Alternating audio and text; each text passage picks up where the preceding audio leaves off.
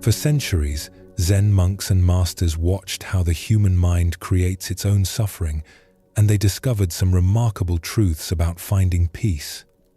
Tonight, we're going to explore these truths. These are not rules to follow or goals to achieve, but gentle reminders of what you may already know deep down. Before we begin, feel free to share what time it is and where you're listening from. Zen Buddhism doesn't ask you to believe anything special or become anyone different. It simply invites you to see clearly what's actually happening, right here, right now. Most of our distress comes not from our circumstances, but from how we relate to our circumstances. And that relationship can shift. You don't need to concentrate hard or try to remember everything. These teachings work in their own way, settling into understanding without effort. As you listen, you might notice your breathing slowing down. You might feel your body releasing tension you didn't know you were holding. This happens naturally when the mind encounters something true. So relax. Take a slow, deep breath. And let's begin our journey together. One of the most common sources of human suffering is also one of the most invisible. We hold on to things. Not just physical objects, but ideas, outcomes, relationships, versions of how life should be. We grip them tightly, believing that our happiness depends on keeping them exactly as they are. This holding is what Zen Buddhism calls attachment. It's different from caring about something or valuing it. Attachment is the belief that we must possess something permanently, that we must control it, that our well-being depends on it, never changing. And because everything in life does change, this attachment guarantees disappointment. We attach to pleasant experiences, wanting them to last forever. We attach to comfortable circumstances, resisting when they shift. We attach to people, forgetting that everyone grows and changes. We even attach to our suffering, building identities around our pain, and then clinging to those identities as if they define us. The strange thing about attachment is that it doesn't actually help us enjoy what we have. In fact, it often prevents true enjoyment. When we're holding something tightly, afraid of losing it, we're not really experiencing it. We're too busy worrying about its eventual loss. Zen teaching shows us a different way. Not detachment, which sounds cold and distant, but a kind of open-handed appreciation. Enjoying fully while understanding that nothing stays the same. Loving completely while knowing that all things change form. This understanding doesn't diminish our experience. It enriches it. In a small temple at the edge of a forest, there lived a Zen master named Tenzo. He was known throughout the region for his simplicity and his calm presence. But those who knew him well also knew about his teacup. This teacup was nothing special to look at. Plain ceramic, slightly uneven in shape, with a pale green glaze that had darkened over years of use. But it had belonged to Tenzo's teacher, who had given it to him decades ago on the day Tenzo completed his training. Every morning, Tenzo would prepare tea and drink it from this cup. He washed it carefully after each use. He kept it on a special shelf in his small room. Students noticed how his hands would cradle the cup gently, how his attention would settle when he held it. One autumn morning, a young monk named Kensho arrived at the temple. He had traveled far and was eager to begin his studies. Tenzo welcomed him warmly and showed him around the simple grounds. When they entered Tenzo's room, the master went to prepare tea for his guest. As Tenzo reached for his teacup, his sleeve caught on another bowl. The teacup tipped from the shelf and fell to the wooden floor. It shattered into several pieces. Kensho froze, horrified. He had just arrived and already caused his teacher to lose something precious. He opened his mouth to apologize, to offer to replace it somehow, to explain that he hadn't meant to crowd the doorway. But Tenzo simply looked at the broken pieces on the floor.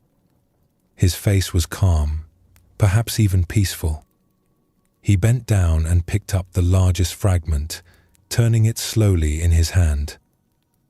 "How beautiful it was," he said quietly. "All these years it held my tea.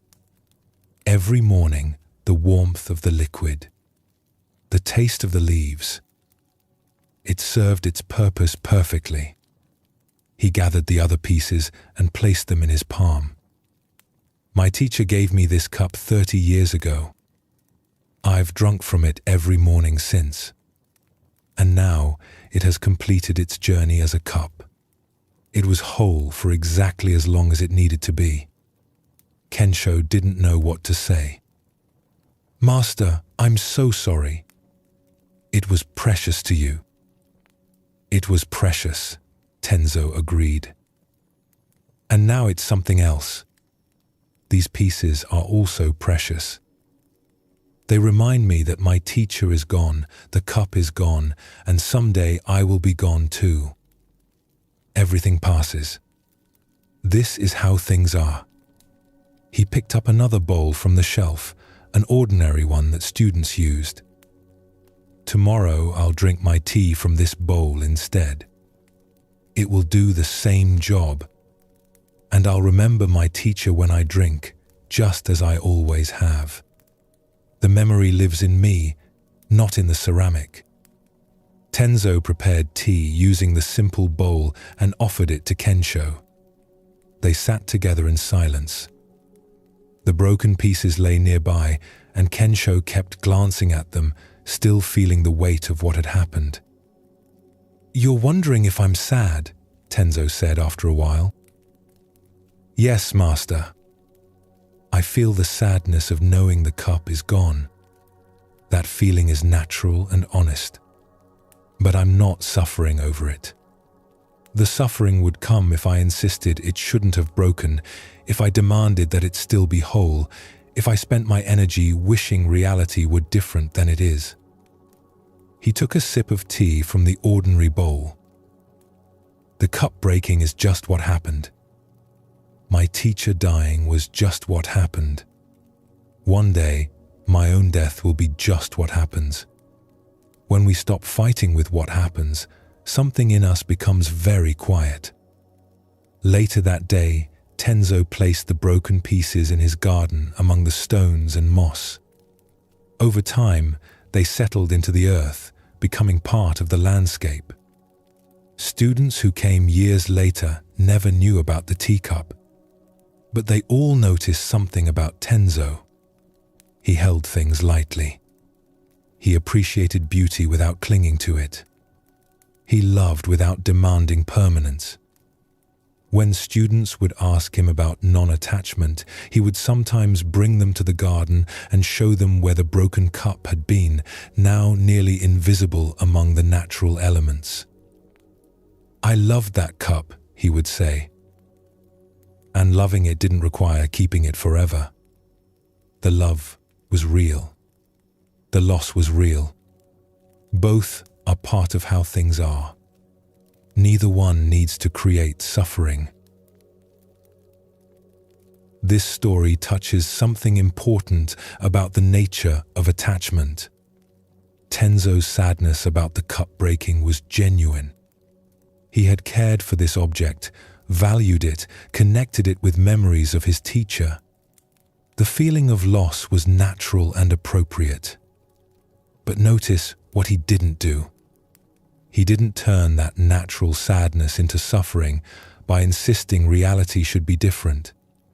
He didn't rage against the breaking, didn't blame Kensho, didn't spend days wishing he could undo what happened. He simply acknowledged what was true. The cup had broken. This was the reality now. There's a fundamental insight here about the difference between pain and suffering. Pain is what life brings us. Loss, disappointment, change, these are built into existence. Everything that comes together eventually comes apart. Everything born eventually dies. Everything created eventually breaks. This is simply how things are, and the pain of these natural losses is unavoidable. But suffering is what we add through our resistance. When we fight with reality, insisting it should be different than it is, we create an extra layer of distress on top of the natural pain. We take a moment of loss and extend it into days or years of suffering by constantly replaying how things should have been different. Tenzo's way shows another possibility. We can feel the natural sadness of loss without adding the suffering of resistance. We can acknowledge that something precious is gone without spending our energy demanding that it return. This doesn't mean we don't care. It means we care without clinging. The broken cup settling into the garden is a powerful image. What we've lost doesn't disappear. It changes form. It becomes part of the landscape of our life, part of the soil from which new things grow. But this can only happen when we let go of insisting it remain in its old form. There's another dimension to attachment that shows up differently. Sometimes we cling not to objects but to outcomes, to how we think things should unfold. In a village known for its skilled craftspeople, there was a woodcarver named Isamu.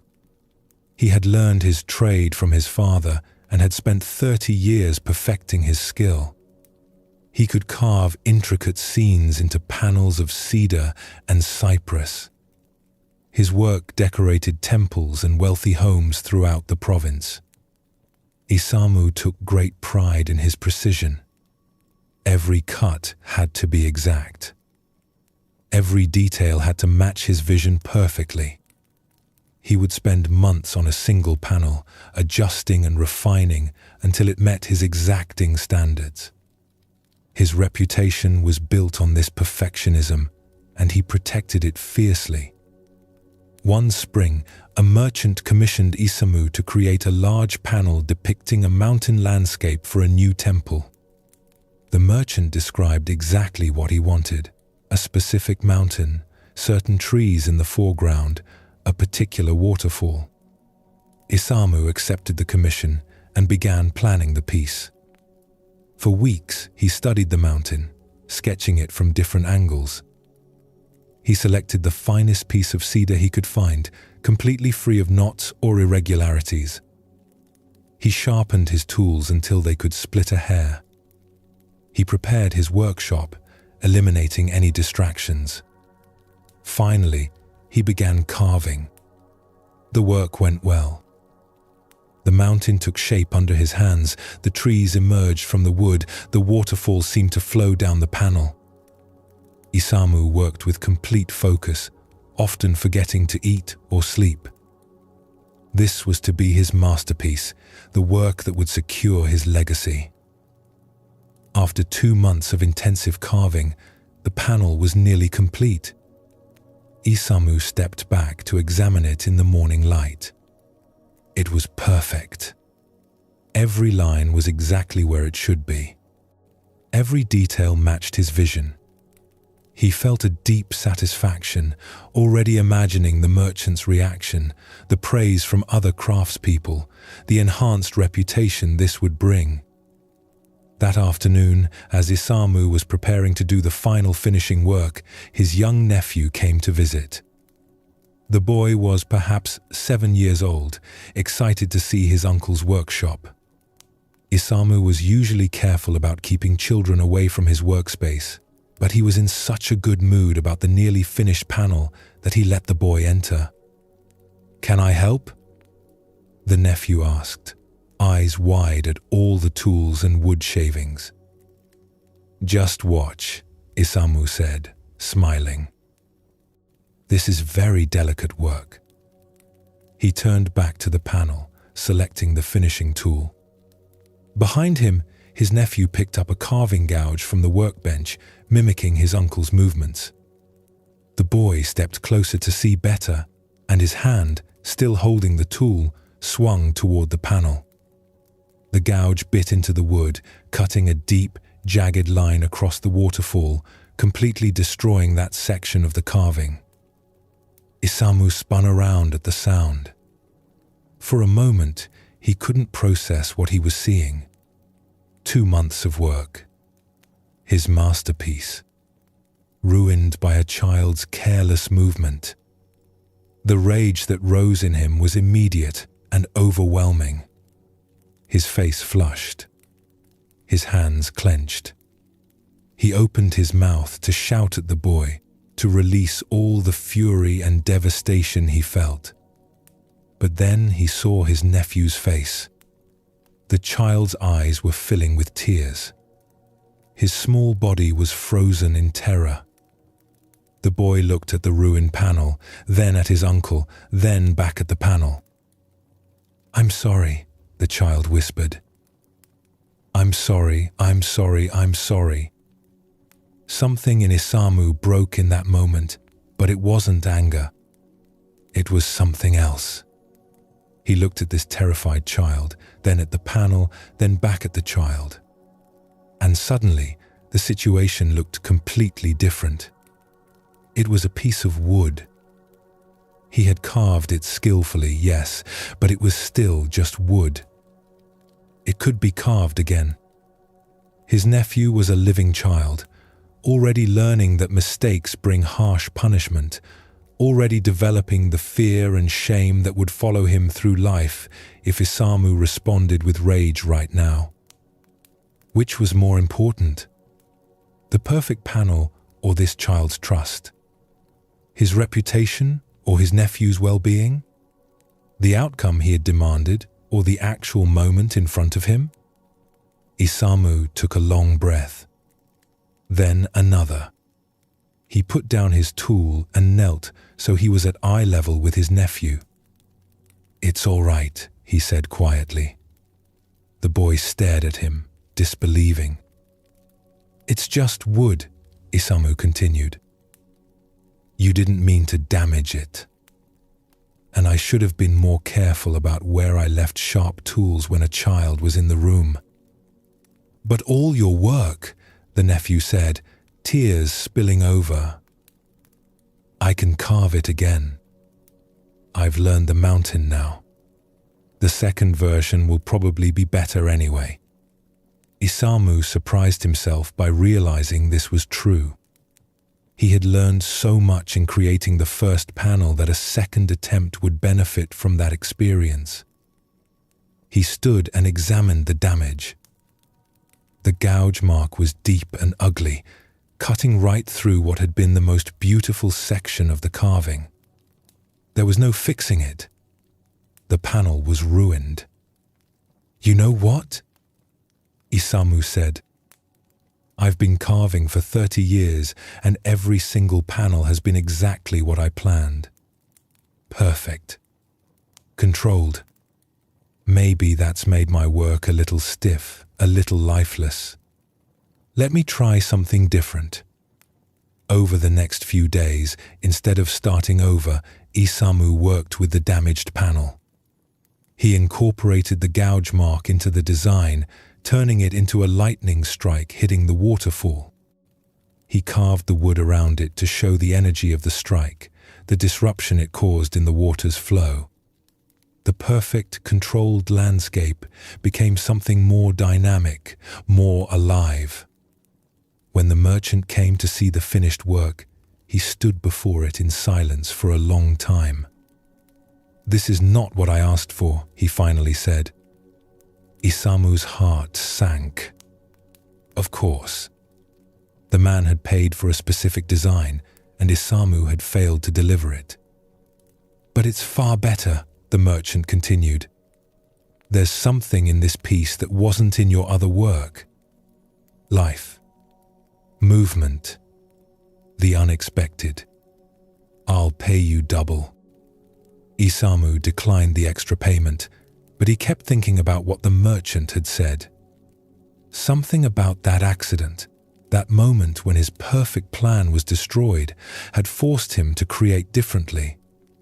Without the rigid attachment to his original vision, something freer had emerged. Years later, Isamu's style had changed completely. He still carved skillfully, but he no longer demanded absolute control over the outcome. He would let the wood guide him, following the grain rather than fighting against it. He would incorporate accidents rather than treating them as disasters. His work became known not for its precision, but for its vitality. When students asked him about his technique, he would tell them about the lightning strike panel, about his nephew's mistake, about the moment he had to choose between his attachment to a perfect outcome and the reality of what was. "I used to think skill meant controlling everything," he would say. "Now I understand that real mastery is knowing when to guide and when to follow. The wood has its own nature. Life has its own flow. Fighting with that creates rigidity. Working with it creates something alive." Isamu's story reveals another face of attachment. He wasn't clinging to an object, but to an outcome, to a vision of how things should be. His entire sense of self was wrapped up in creating perfect work according to his exact plans.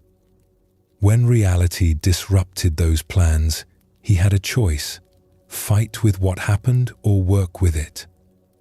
The moment when he chose not to shout at his nephew was the moment his attachment began to release. In that space between the ruined panel and his response, he saw something clearly. His attachment to perfection was creating rigidity not just in his work, but in how he related to life itself. Notice what happened when he let go of demanding things be exactly as he had planned. He didn't become careless or stop trying to do good work. Instead, his work actually improved. The rigid control that came from attachment had been limiting him. When he released that control, something more alive could emerge. This points to a paradox that runs through Zen teaching. The things we grip most tightly are often the things we damage through our gripping. The outcomes we try hardest to force are often the ones that remain most elusive. Attachment creates a kind of desperate energy that prevents the natural unfolding of things. When we release attachment, we don't lose our connection to what we care about. We actually experience it more fully. Isamu didn't stop caring about his work when he stopped demanding perfect control. He began caring about it in a deeper, freer way.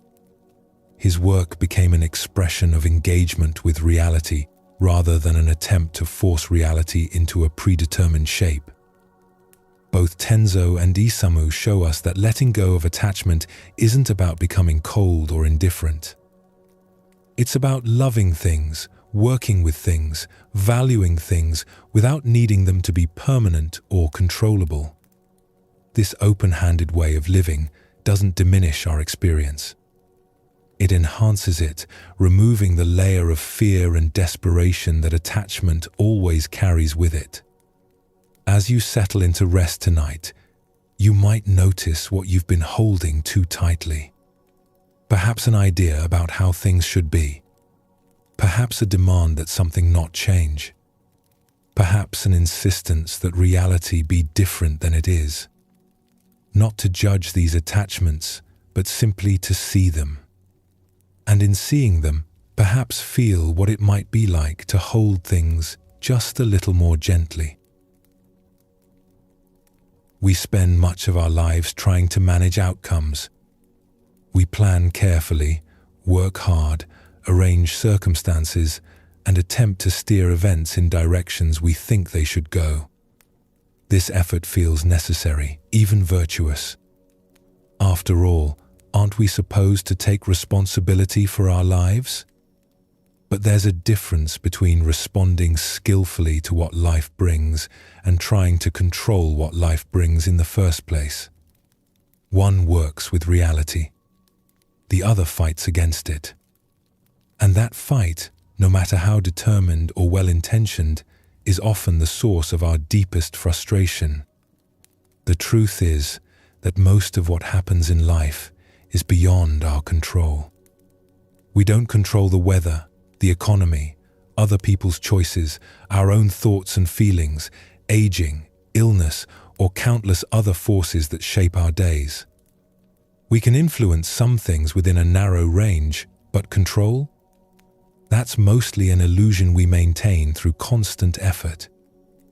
Zen Buddhism doesn't suggest we become passive or stop trying to do good work in the world. It suggests something more subtle. We can act with full commitment while holding our plans lightly. We can work toward outcomes without demanding that reality cooperate with our vision. We can do what seems right and then meet whatever actually happens with openness rather than resistance. This shift from controlling to responding changes everything. When we're not exhausting ourselves trying to force outcomes, we have more energy to deal with what's actually in front of us. When we're not rigid about how things should unfold, we can adapt when circumstances shift. When we stop fighting with reality, we can finally work with it. In the mountains north of Kyoto, there was a monastery known for its peaceful atmosphere and simple way of life. The abbot of this monastery was a man named Daisetsu, who had led the community for nearly 20 years. Daisetsu ran the monastery with careful attention. He maintained a precise daily schedule. Morning meditation began at dawn, followed by work periods, study time, meals, and evening services, all at specific hours. He organized the monks' responsibilities clearly. He planned the monastery's activities months in advance. Everything had its place, its proper time, its expected form. The monks respected Daisetsu's leadership. The monastery functioned smoothly. Visitors often commented on the orderly beauty of the place, how everything seemed to flow without friction. And Daisetsu took satisfaction in this. He had created something harmonious through his careful management. One autumn morning, just as the monks were settling into their meditation, a stranger appeared at the monastery gate. He was a monk from a temple far to the south, a temple that had just burned to the ground. He had been traveling for weeks, seeking temporary refuge while his community rebuilt. Behind him were 40 more monks from his temple, all exhausted, all needing shelter. The gatekeeper came to find Daisetsu in the meditation hall. He whispered the situation quietly. 40 unexpected guests. No warning. No preparation. Daisetsu paused, considering. The meditation schedule would need to change. The meals he'd planned wouldn't feed so many. The sleeping quarters were already occupied. His careful arrangements would shift in ways he hadn't anticipated. He stood and went to meet the travelers. They stood in the courtyard, travel-worn and uncertain. The leader bowed deeply. "Forgive this intrusion, Master Daisetsu. We would not presume on your hospitality except that our need is great. We've been walking for weeks, sleeping in forests and fields. If you could shelter us even for a few days while we make other arrangements." Daisetsu considered the possibilities. He could direct them to another monastery. He could offer shelter to just a few. He could explain that his community's routine couldn't easily accommodate such an interruption. Each thought arose in turn, each one a way to maintain what he had carefully built. But then he looked at the monks' faces. They were exhausted. Their robes were dirty and torn. Some of them looked ill. They had lost everything and had been walking for weeks. And here he was, worried about his meditation schedule. "Welcome," he heard himself say. "Please, come in. You must be hungry." The next hours unfolded differently than any day in recent memory. The kitchen monks adjusted their preparations for the larger group. Monks rearranged sleeping spaces, making room where they could. The meditation schedule gave way to more immediate needs.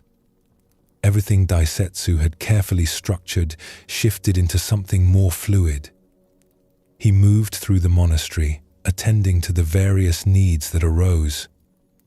A visiting monk needed medicine. The kitchen needed more rice brought from storage. Someone's robe needed mending. Each situation called for a response he hadn't planned for. By evening, Daisetsu sat alone in his room, looking at the schedule he had posted on the wall. None of it had happened today. Nothing had gone according to plan. His carefully structured monastery had become something different, something he hadn't intended. The next morning, he woke before dawn as usual, intending to at least maintain the meditation schedule. But as he walked toward the meditation hall, he heard something unexpected. Voices. Laughter. In the kitchen, the visiting monks and his own monks were working together to prepare breakfast. They were talking, sharing stories about their different monasteries, laughing at jokes. The atmosphere was warm and alive in a way the usually silent kitchen never was. Throughout that day, Daisetsu watched similar scenes. The work periods became collaborative rather than assignments to complete. The visiting monks, grateful for shelter, worked with enthusiasm. They taught his monks songs from their tradition. They shared different ways of preparing tea, different meditation techniques, different perspectives on the teachings. The monastery was louder than usual, less orderly. The schedule remained disrupted, but something else was present that hadn't been there before. A kind of genuine community, spontaneous and real, that the formal structure had somehow been preventing. In the evening, Daisetsu sat with the visiting abbot on the monastery steps, watching the sun set behind the mountains. "Thank you again for taking us in," the visitor said. "I know it's disrupted your routine." Daisetsu was quiet for a moment. "I spent 20 years building a particular kind of order here. I thought that order was creating harmony. But I see now it was creating something more like stillness. These past 2 days have been chaotic, and yet there's more genuine life in this place than there's been in years." "Your monks are very disciplined," the visitor observed. "That discipline is clear in everything they do." "Yes, they're disciplined. But I wonder now if I've been using discipline to control something that doesn't need controlling. Life has its own order, its own flow. Maybe I've been fighting with that instead of trusting it." The visiting monks stayed for 2 weeks. In that time, Daisetsu's carefully maintained schedule never fully resumed. But he found he didn't want it to. He began to see his previous approach as a kind of fear dressed up as leadership. He had been trying to prevent anything unexpected from happening, to keep everything predictable and manageable. When the visiting monks finally continued their journey, the monastery didn't return to its former rigid structure. Daisetsu created a lighter framework, enough organization to help things function, but not so much that it prevented natural adaptation. He learned to plan while holding those plans loosely. He discovered that his community was more capable of self-organizing than he had trusted them to be. Years later, Monks who had known the monastery in both eras would say it had changed completely. When asked to describe the difference, they would struggle for words. Finally, one old monk put it this way: "Before, we were very organized. Now, we're very alive." Daisetsu's experience reveals something important about the nature of control. His careful organization wasn't wrong or bad. It had created a functioning monastery, but it had also created rigidity. His need to keep everything predictable prevented the natural flow of life from moving through the place. When the unexpected visitors arrived, Daisetsu had a choice. He could try to maintain his control by sending them away or limiting the disruption they caused. Or he could let go of his need for things to go according to plan and meet the situation as it actually was. Notice that letting go didn't mean doing nothing. It meant responding to what was real rather than insisting on what he had planned. The chaos of those first days wasn't easy for him. His whole identity was wrapped up in being the one who kept things organized. Releasing that identity felt like losing himself. But what emerged was something he couldn't have planned or controlled. Genuine community arose naturally when he stopped trying to force a particular form. The monastery became more alive precisely because he stopped trying to manage every aspect of how it functioned. This points to something subtle about control. When we grip something tightly, we often squeeze the life out of it. When we insist things happen in a particular way, we prevent the natural unfolding that might lead somewhere better than we imagined. Control gives us the illusion of safety, but it often costs us vitality. There's another way that control shows up in life, not in managing outer circumstances, but in fighting with what's already happened. In a village known for its pottery, there was a woman named Shizu who had spent her whole life learning her craft. She had studied with her mother and grandmother, both skilled potters. By the time she was 40, Shizu's work was sought after throughout the region. Her bowls and vases were known for their simple beauty and their perfect forms. Shizu worked with incredible care. She would spend days preparing clay, making sure every stone and air bubble was removed. She would throw each piece multiple times until the walls were exactly the thickness she wanted. She would watch the kiln constantly during firing, adjusting the temperature precisely. Nothing was left to chance. Her pottery studio was built next to her house, and her kiln was in a small building behind it. She had designed the kiln herself, learning from the best kiln builders in the province. It was her pride, built to her exact specifications, and it fired her pottery perfectly. One summer, the rainy season came early and lasted longer than usual. For weeks, heavy rain fell almost daily. The ground became saturated. Small streams that usually ran clear became swollen and muddy. One night, Shizu woke to a deep rumbling sound. She ran outside and saw, in the darkness and rain, that the hillside behind her studio had given way. A mudslide was pouring down, heading directly toward her kiln building. She watched, helpless, as the mud engulfed the kiln. The building collapsed under the weight of earth and water. When morning came and the rain finally stopped, her kiln was buried under several feet of mud and debris. It was completely destroyed. Shizu stood looking at the destruction, feeling something collapse inside her. She had spent years building that kiln. Years of planning, construction, adjustment. It had been perfect, and now it was gone.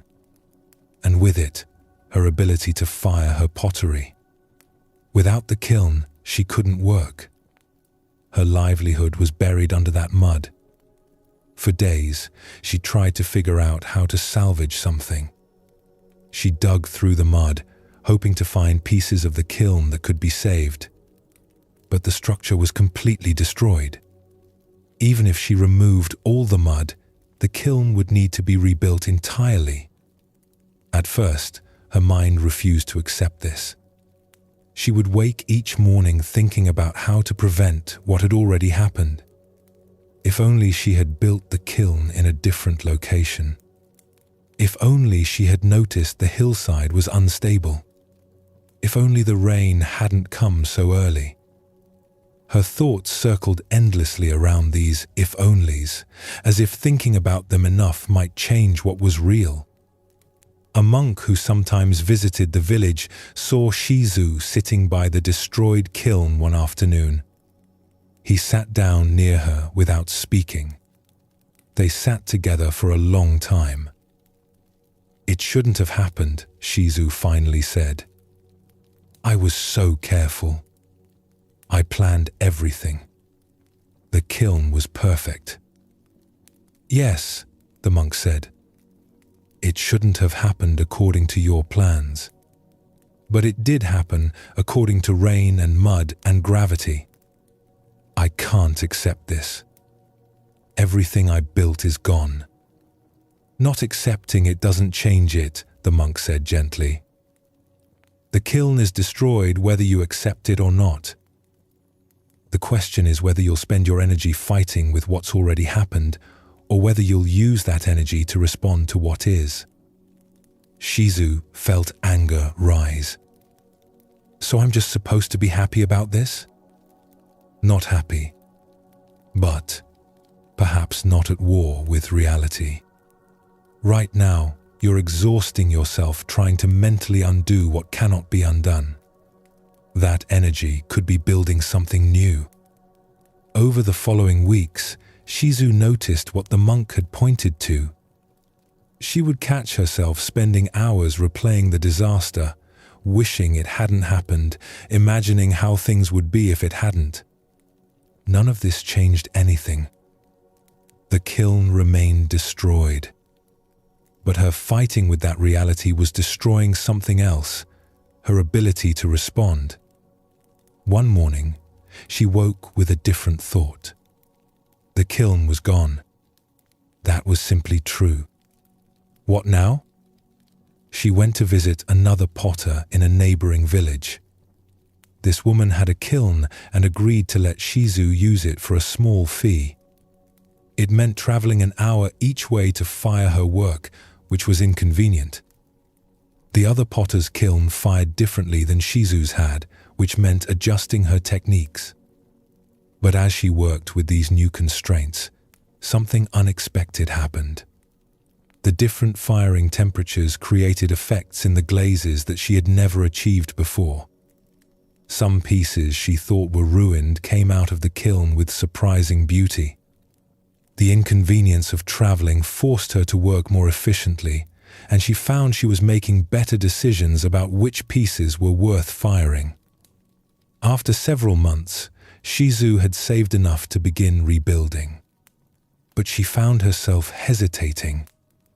The forced change in her process had revealed possibilities she hadn't known existed.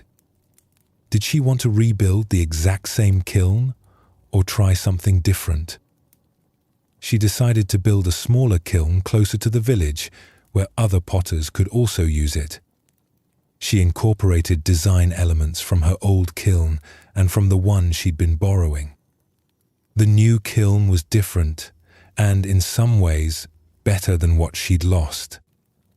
A year after the mudslide, a merchant who had known Shizu's work for years came to purchase pieces for a shop in the capital. He looked at her recent pottery with surprise. "Something has changed in your work," he said. "It's still clearly yours, but there's a quality it didn't have before. More freedom, perhaps. Less perfection, but more life." Shizu understood what he meant. The disaster had forced her to stop gripping her process so tightly. The loss of control had opened possibilities that her need for control had closed off. "I lost something precious," she told the merchant. "And I spent a long time fighting with that loss, trying to undo it in my mind. When I finally stopped fighting and just responded to what was real, I discovered that what seemed like an ending was also a beginning." Years later, younger potters would come to study with Shizu. They admired her skill, but also her attitude. When their own pieces would crack in the kiln or their plans would go wrong, she would tell them about the mudslide, about the destroyed kiln, about the weeks she wasted fighting with what had already happened. "Things will go wrong," she would say. "That's not a failure of planning or skill. That's just how life works. Rain falls. Mud slides. Kilns break. The question isn't how to prevent these things. The question is how quickly you can stop fighting with what's already happened and start working with what is." Shizu's story shows us the exhausting nature of fighting with what's already done. The mudslide had happened. The kiln was destroyed. These were simply facts. But she spent weeks trying to mentally undo those facts, as if her thoughts could reach back in time and prevent what had occurred. This is something we all do. Something goes wrong, and we replay it endlessly. "If only I had done this differently. It shouldn't have happened this way. Why did this happen to me?" These thoughts accomplish nothing except keeping us locked in battle with a reality we cannot change. The monk's question points to the heart of the issue. Are you using your energy to fight what's already happened or to respond to what is? One is utterly futile. The other is how we actually move forward. Notice that accepting what happened didn't mean Shizu liked it or approved of it. It meant she acknowledged the simple truth: the kiln was destroyed. From that acknowledgement, she could begin to respond. As long as she was fighting with the reality of the loss, all her energy went into that futile fight. Once she accepted it, that energy became available for building what came next. The unexpected benefits that came from the disaster, the new techniques, the different kiln design, the more alive quality in her work, these only became visible once she stopped insisting things should have gone according to her plans. Life had brought something she didn't want and couldn't control. But within that unwanted circumstance were possibilities she couldn't have imagined while she was busy demanding reality be different. Both Daisetsu and Shizu show us the same truth from different angles. Control is largely an illusion we maintain through constant effort. When that illusion is shattered by unexpected visitors, by a mudslide, by any of the 1,000 ways life refuses to follow our plans, we have a choice. We can exhaust ourselves trying to reimpose control, or we can learn to respond with flexibility to what's actually happening. This doesn't mean we stop planning or making efforts. Daisetsu still ran his monastery. Shizu still created her pottery with care and skill. But they learned to hold their plans lightly, to work with circumstances rather than demanding circumstances conform to their will. There's a kind of ease that comes with this recognition. When we're not constantly fighting with reality, we have more energy for engaging with it. When we stop trying to control what cannot be controlled, we can focus on responding skillfully to what we can influence. The difference between these two approaches is the difference between exhaustion and vitality, between rigidity and aliveness. As you rest tonight, you might notice where you've been trying to control what cannot be controlled. Perhaps you've been fighting with something that's already happened, trying to mentally undo it. Perhaps you've been demanding that circumstances align with your plans rather than responding to circumstances as they are. Not to judge this impulse toward control, it comes from a natural desire for safety and predictability. But simply to see it and to feel what it might be like to release it, even just a little. To stop fighting and start flowing with what is. We measure constantly how we're doing compared to others, whether we're good enough, if we're ahead or behind, better or worse, succeeding or failing. The mind generates these judgments without pause, creating an endless scorecard of where we stand. This comparing and judging feels natural, even necessary.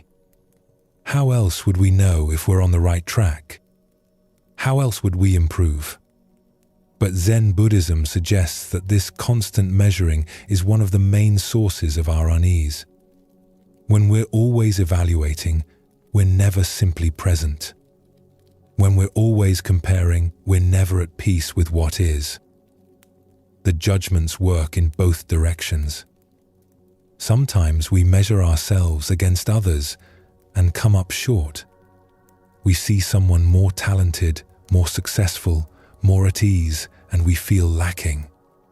Other times, we measure ourselves as superior, but this brings its own subtle anxiety. We must maintain that position, protect it, prove it again and again. Either way, the comparing mind keeps us in a state of tension. We can't rest because there's always another measurement to make, another comparison to check. Are we still ahead? Are we falling behind? The questions never stop, and they prevent us from experiencing life directly. There's also judgment of our own experience. This emotion is acceptable, that one isn't. This thought is good, that one is bad.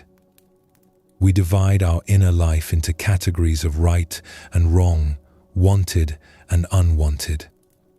Then we spend energy trying to have only the acceptable experiences and avoid the unacceptable ones. But Zen teaching points to something different. What if we didn't need to constantly measure and evaluate? What if we could experience life without sorting everything into categories of better and worse?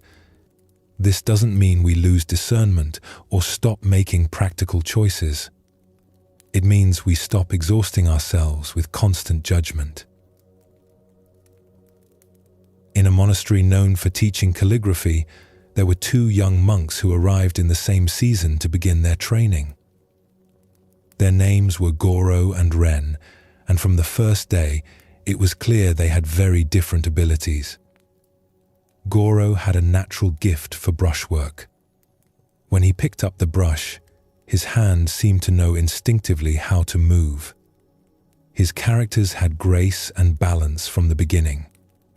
The teacher would demonstrate a stroke once, and Goro could reproduce it. Other students would gather to watch him practice, admiring the ease with which he worked. Ren struggled with everything. His hand was stiff. His characters were awkward and unbalanced. He would practice the same stroke hundreds of times and still not achieve the form the teacher had shown. Where Goro's work looked effortless, Ren's showed the strain of intense effort.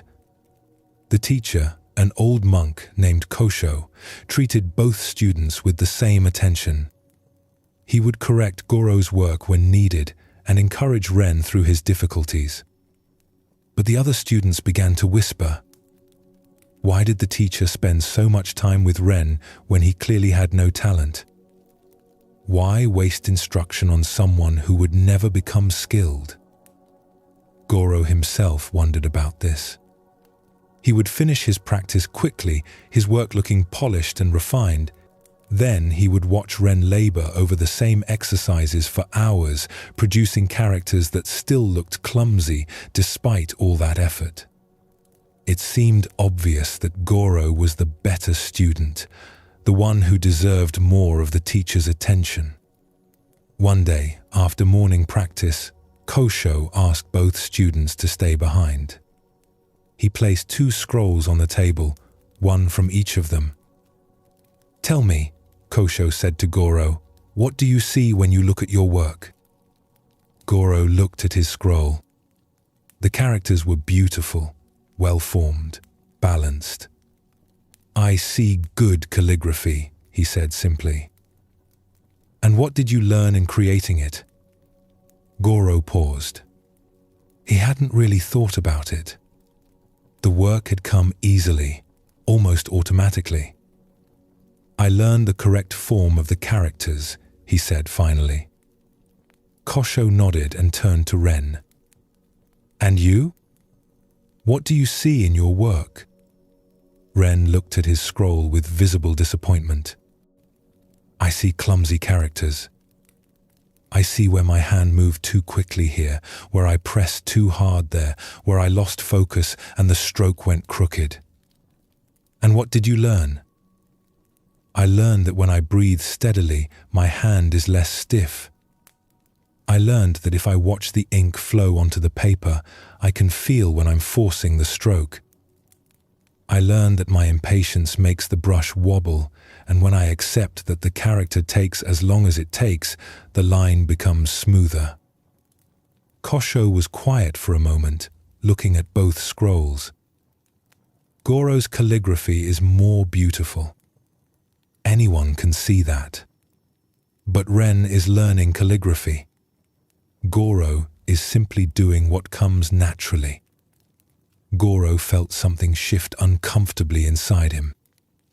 But isn't the point to create beautiful characters?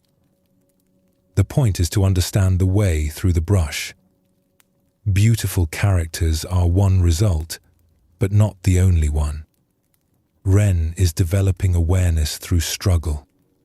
He's learning to feel the connection between his breath, his attention, and his hand.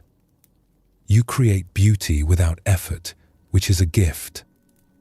But Ren is learning something deeper.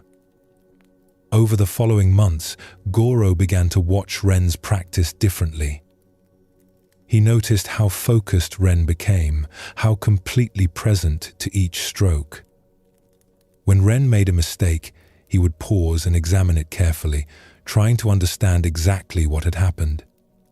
When a character came out better than before, he would note what had been different in his approach. Goro realized that his own practice had become mechanical. Because the work came easily, he rarely paid deep attention to it. He would complete his exercises while his mind wandered to other things. The beauty of his calligraphy was effortless, but he was learning very little. He began to practice differently, bringing the same careful attention that Ren brought naturally through necessity. He slowed down. He paid attention to his breath, his posture, the feeling of the brush in his hand, and his calligraphy became even more refined. But more importantly, he began to understand what Kosho had been teaching. Years passed. Goro's work remained technically superior, his characters more beautiful by conventional standards. But Ren's calligraphy had developed a quality that was harder to name. Each character showed the presence of the person creating it. The strokes had life in them, evidence of full attention and genuine engagement. When students would ask Kosho about the difference between natural talent and dedicated practice, he would sometimes show them scrolls from both monks, not identifying which was which. "This one," he would say, pointing to Goro's work, "shows mastery of technique. And this one, pointing to Ren's, shows mastery of self. Both have value. But only one came through the kind of attention that transforms a person." Goro and Ren became friends over the years, each appreciating what the other brought to the practice. Goro no longer measured his worth by how easily beautiful calligraphy came to him. Ren no longer judged his struggle as evidence of failure. They had both learned that the comparing mind, which creates hierarchies of better and worse, more talented and less talented, misses something essential about the nature of true learning. When they eventually became teachers themselves, they would tell their own students, "Don't compare your practice to anyone else's. Your path is your own. What looks like advantage might be obstacle. What looks like obstacle might be the very thing that opens understanding." The story of Goro and Ren shows how misleading our measurements can be. By every obvious standard, Goro was the better calligrapher. His work was more beautiful. His technique was more polished. If we were judging purely by results, Goro was clearly superior. But that judgment missed what was actually happening. Ren's struggle was forcing him to pay attention in ways that Goro's easy success never required. Ren was developing a quality of presence that would eventually make his work profound, despite its technical imperfection. Goro's gift was real, but it was also allowing him to remain superficial in his practice. This points to something important about comparison. When we measure ourselves against others, we're usually comparing surfaces. We see the results, the external markers of success or failure. But we don't see the inner development, the quality of attention, the depth of engagement. These things are invisible to casual observation, but they're often what matters most. Notice too that the comparing created suffering for both monks. Goro felt superior, which prevented him from learning deeply. Ren felt inferior, which made his genuine progress feel like failure. Both were trapped in a story about better and worse that obscured what was actually true. When Kosho pointed out what was really happening, both monks could begin to see beyond their judgments. Goro could appreciate the depth that struggle can bring. Ren could recognize that his difficulty was teaching him something valuable. The comparing mind fell away, and they could both simply engage with their practice as it was. There's another way that comparison creates suffering. Sometimes we measure ourselves not against distant others, but against people in our immediate world, people whose presence reminds us daily of what we think we lack. In a village known for its fine textiles, there were two weavers whose homes stood side by side. One was named Chiyo, the other Hana. They had grown up together, learned weaving from the same teacher, and had opened their workshops at nearly the same time. For years, they worked alongside each other in friendly companionship. They would share tea in the afternoons, discuss techniques, show each other new patterns they were developing. Each appreciated the other's skill, and there was no tension between them. Then a merchant from the capital came through the village, looking for textiles to sell in the city markets. He visited both workshops, examined their work carefully, and placed a large order with Hana. Her patterns, he said, had a sophistication that would appeal to wealthy customers in the capital. He placed no order with Chiyo. Chiyo told herself she was happy for her friend, and part of her was. But another part began to notice things she hadn't paid attention to before. Hana's workshop was slightly larger than hers. Hana's loom was newer. When customers came through the village, they seemed to spend more time in Hana's shop. She began to compare their work in ways she never had before. When she looked at her own weaving, she saw flaws she hadn't noticed previously. The colors seemed duller next to Hana's vibrant dyes. The patterns seemed simpler, less interesting. She found herself wondering why her work wasn't as good, what she was doing wrong, why the merchant hadn't chosen her. These thoughts, once started, grew stronger. She would lie awake at night thinking about it. She would watch Hana's workshop from her window, noticing when customers entered, wondering what they were buying. She began to feel resentful when Hana mentioned a new commission or showed her a piece she was pleased with. The friendship between them began to change. Chiyo became distant, making excuses to avoid their afternoon tea. When they did talk, Chiyo felt a tightness in her chest, an uncomfortable mixture of envy and shame. She knew her feelings were ungenerous, but she couldn't seem to stop the comparing. Her own work began to suffer. Instead of weaving with the pleasure she had always felt, she found herself constantly evaluating each piece against what she imagined Hana could do. Nothing seemed good enough. She would start a pattern and then abandon it, convinced it wasn't sophisticated enough, wasn't beautiful enough, wouldn't be valued enough. One day, an old woman came to the village selling herbs and medicines. She stopped at Chiyo's workshop and asked to see her textiles. Chiyo showed her a few pieces half-heartedly, assuming the woman couldn't afford to buy anything. The old woman examined the work carefully, running her hands over the fabric, holding it up to the light. "This is remarkable," she said quietly. "Look at the evenness of your weave, the way you've blended these colors. There's real skill here." Chiyo felt tears rise unexpectedly.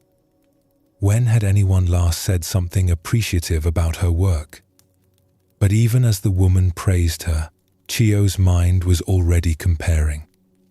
Hana's work would be even more remarkable to this woman. Hana's skill was greater. "You don't believe me," the old woman observed. "Your neighbor is a more skilled weaver. I haven't seen your neighbor's work. I'm looking at yours, but hers is better. Everyone knows that. A merchant from the capital chose her work, not mine." The old woman set down the textile she was holding. "And so you've decided your work has no value?" "It has less value." "That's just true." "Is it? Or is that a story you're telling yourself?" The old woman moved to the window, looking out at the village. "I've lived a long time. I've seen many skilled craftspeople, many talented artists. And I've noticed something. The ones who spend their energy comparing themselves to others rarely develop their full potential. They're too busy measuring to create. But how can I not compare? She's right there, working beside me, creating things more beautiful than what I create. You're not looking at her work. You're looking at your idea of her work. You're imagining it's perfect while yours is flawed. But I'd wager if you looked honestly, you'd see that both of you have strengths and both have weaknesses. You've just decided hers are strengths and yours are weaknesses." The old woman picked up another piece of Chiyo's weaving. This piece has a simplicity that's very appealing. The pattern is clear and restful. Some people want sophistication and complexity. Other people want something that feels calm and honest. Different doesn't mean worse. After the woman left, Chiyo sat in her workshop for a long time. She looked at her textiles, really looked at them, trying to see them without immediately comparing them to Hana's work. It was harder than she expected. Her mind wanted to jump immediately to judgment, to measurement, to the familiar story about whose work was better. But when she managed to just see her own weaving, without comparison, she noticed things she had been overlooking. There was care in her work, steadiness, a kind of quiet beauty that she had stopped appreciating because it wasn't the same as the bold beauty of Hana's pieces. Over the following weeks, Chiyo tried to catch herself when the comparing started. It happened dozens of times a day. She would see Hana's shop and immediately wonder if Hana was getting more customers. She would finish a piece and immediately imagine it next to Hana's work, finding it lacking. Each time, she tried to notice the thought and let it pass, returning her attention to her own work, to what she was actually creating in that moment.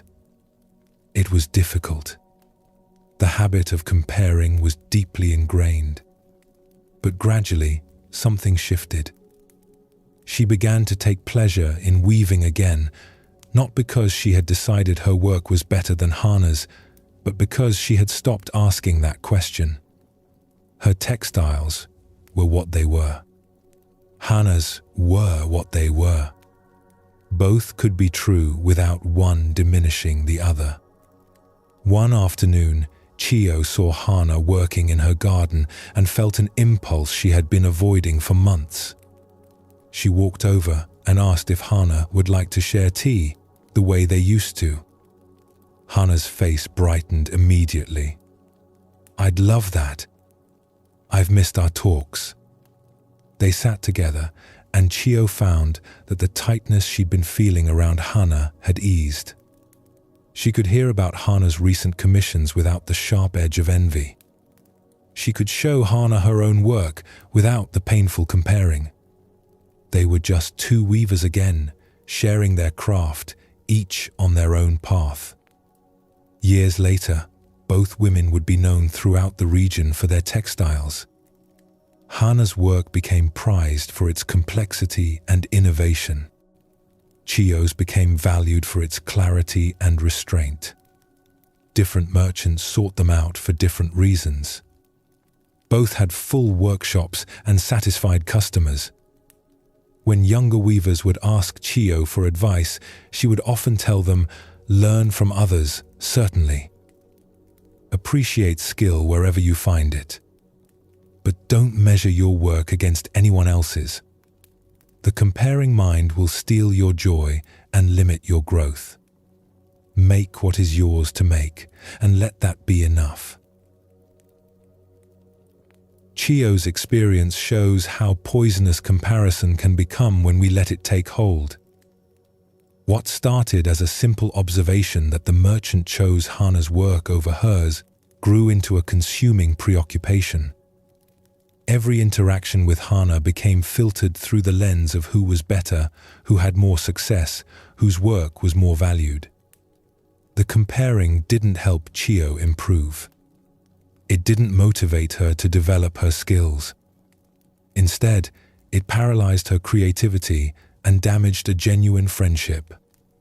She couldn't see her own work clearly anymore because she was always seeing it through the distorting lens of comparison. Notice what happened when the old woman simply looked at Chiyo's weaving without comparing it to anything else. She could see its actual qualities, the skill and care that were genuinely present. Chiyo had lost the ability to see these things because she had made comparison her primary mode of perception. The work of releasing comparison wasn't easy for Chiyo. It required constant attention, catching the habit as it arose, returning again and again to simply seeing what was in front of her. But as that habit loosened its grip, she could return to the direct experience of her craft. She could weave for the pleasure of weaving rather than to prove something or achieve a ranking. Both stories point to the same understanding. The comparing mind creates a false world of hierarchies and measurements that obscures the actual reality of each person's unique path. When we're caught in comparison, we can't see clearly. We can't appreciate what's genuinely present because we're too busy measuring it against something else. This doesn't mean we lose the ability to discern quality or to learn from those who are skilled. It means we stop using comparison as a way to determine our worth or to understand our experience. We can recognize that someone else is skilled without making that recognition into a judgment about our own value. We can appreciate different strengths without creating a ranking of better and worse. When the comparing mind quiets, what remains is simpler. Just this work, this moment, this particular expression of effort and attention. Not better or worse than anyone else's, just what it is. And in that simple seeing, we often find a peace that all our measuring and judging never provided. As you settle into rest tonight, you might notice the comparing mind at work. How many judgments have you made today about yourself or others? How much energy went into measuring and evaluating? Not to judge the judging, but simply to see it.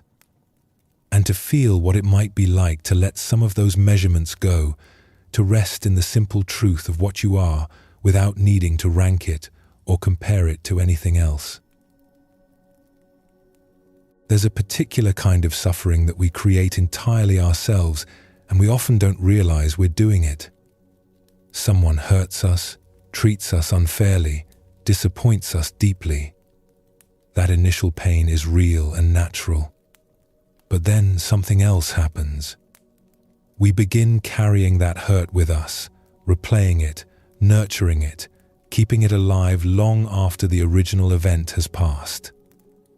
This is what resentment is. It's the decision, often unconscious, to hold on to pain. We tell ourselves we're protecting ourselves, that our anger is justified, that the other person deserves our ongoing disapproval. And all of this may be true in some sense. But the person who suffers most from our resentment is ourselves. The other person goes about their life, often completely unaware of the anger we're carrying toward them. They sleep peacefully while we lie awake replaying old conversations. They enjoy their days while we ruin ours with bitter thoughts. We think our resentment is aimed at them, but actually it's a poison we're drinking ourselves. Zen Buddhism offers a simple but profound question. Who is this resentment hurting? Not in theory, but actually, right now, in this moment? When we answer honestly, we see that we're the ones bearing the weight, feeling the bitterness, losing sleep, carrying the burden. This recognition doesn't come from shoulds. It's not that we should forgive or we should let go, because that's the right thing to do. It's simpler than that. We see clearly that resentment is a fire we're holding in our own hands, and holding it hurts. Letting go of resentment isn't about the other person at all. It's not saying what they did was acceptable. It's not pretending we weren't hurt. It's simply putting down a weight that we no longer want to carry. It's choosing our own peace over the strange satisfaction of staying angry. In a small farming village, there lived two brothers named Kenji and Hiro. They had grown up together, worked the family land together, and lived in houses side by side. For many years, they were close, helping each other with harvests, sharing tools, celebrating festivals together with their families. Their father had left them the family land equally when he died, making clear that both sons should work it together and share the yield. For several years, this arrangement worked well. They would decide together what to plant, work the fields side by side, and divide the harvest fairly. Then came a year of poor rains. The crops suffered, and the harvest was much smaller than usual. When it came time to divide what they'd grown, a disagreement arose. Kenji believed he had worked more hours that year because Hiro had been sick for part of the season. He felt he deserved a slightly larger share to reflect his extra labor. Hiro pointed out that he had contributed more seed from his own stores when they were running short, and his tools had been used for most of the work. Each brother felt his contribution had been greater. The conversation became heated. Words were said that hadn't been meant, or had been meant, but shouldn't have been spoken. Kenji accused Hiro of being lazy. Hiro called Kenji selfish and ungrateful. They divided the harvest roughly in half and parted in anger. That might have been the end of it. An argument between brothers, unpleasant but not unusual. But Kenji couldn't let it go. He replayed the conversation in his mind, thinking of better things he should have said. He watched Hiro's house, noting when his brother seemed to be relaxing instead of working. He collected evidence in his mind of every time Hiro had been inconsiderate or unfair, reaching back years for examples. When neighbors would visit, Kenji would find ways to mention the disagreement, painting himself as the wronged party. He stopped attending village gatherings if Hiro would be there. He instructed his family not to speak to Hiro's family. What had been a single argument grew in Kenji's mind into a fundamental betrayal. Years passed this way. The brothers worked separate sections of the land, never speaking, never acknowledging each other even when they passed on the road. Kenji's resentment had become part of his daily life, as familiar as his morning routine. He thought about the injustice regularly, felt the anger rise, rehearsed what he would say if Hiro ever apologized. But Hiro never apologized. In fact, Hiro seemed to go about his life normally. He worked his fields, spent time with his family, participated in village life. Sometimes Kenji would see him laughing with neighbors, and the sight would make Kenji's anger flare even hotter. How could Hiro be happy when he had wronged his own brother? One spring, a traveling monk named Daiki stopped in the village. He was walking from temple to temple and needed a place to rest for a few days. Kenji offered him shelter, glad for the company since he had isolated himself from much of the village. They sat together in the evenings, and Kenji found himself telling the monk about his brother, about the argument, about the unfairness of it all. The monk listened quietly, not interrupting. "So you see," Kenji concluded, "I have good reason to be angry. What he did was wrong." "Perhaps it was," the monk said. "But tell me, how is your life these days?" "What do you mean? Are you happy? Do you sleep well? Do you enjoy your work?" Kenji paused. Now that he thought about it, he wasn't happy. He often lay awake at night, thinking about Hiro. His work in the fields felt lonely and bitter. He had distanced himself from friends and neighbors in his anger.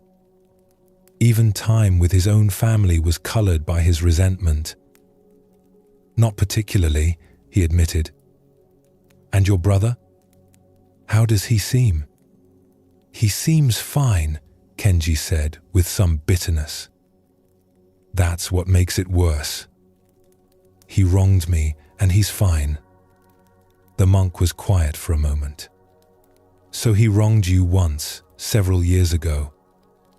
And since then, you've been punishing yourself daily by carrying anger toward him. Does that seem wise?" "I'm not punishing myself. I'm holding him accountable." "Are you? Does he feel held accountable?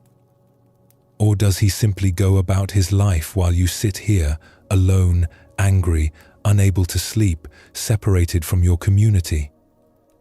Kenji wanted to argue, but he couldn't find the words. What the monk said was uncomfortably true. His resentment toward Hiro wasn't affecting Hiro at all. It was only affecting himself. "But I can't just forget what he did."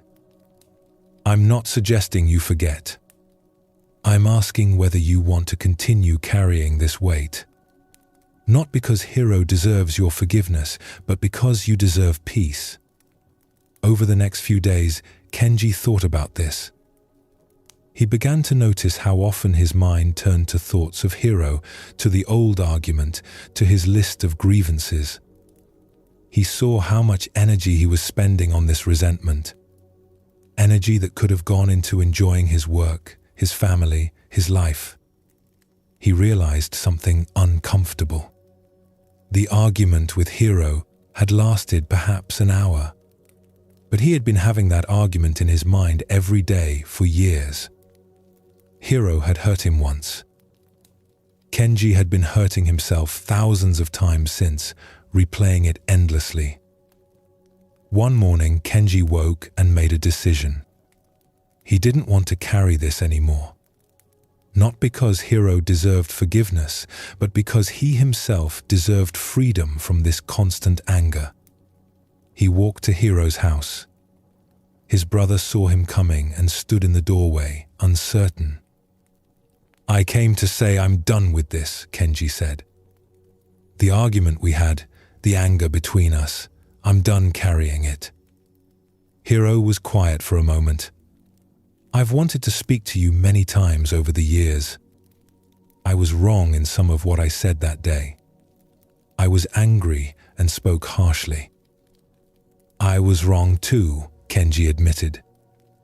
"But more than that, I was wrong to hold on to it for so long. I've wasted years on this." They didn't fall into each other's arms like brothers in a story. The reunion was quiet and somewhat awkward. Years of separation couldn't be undone in a moment. But something had changed. The weight Kenji had been carrying was gone.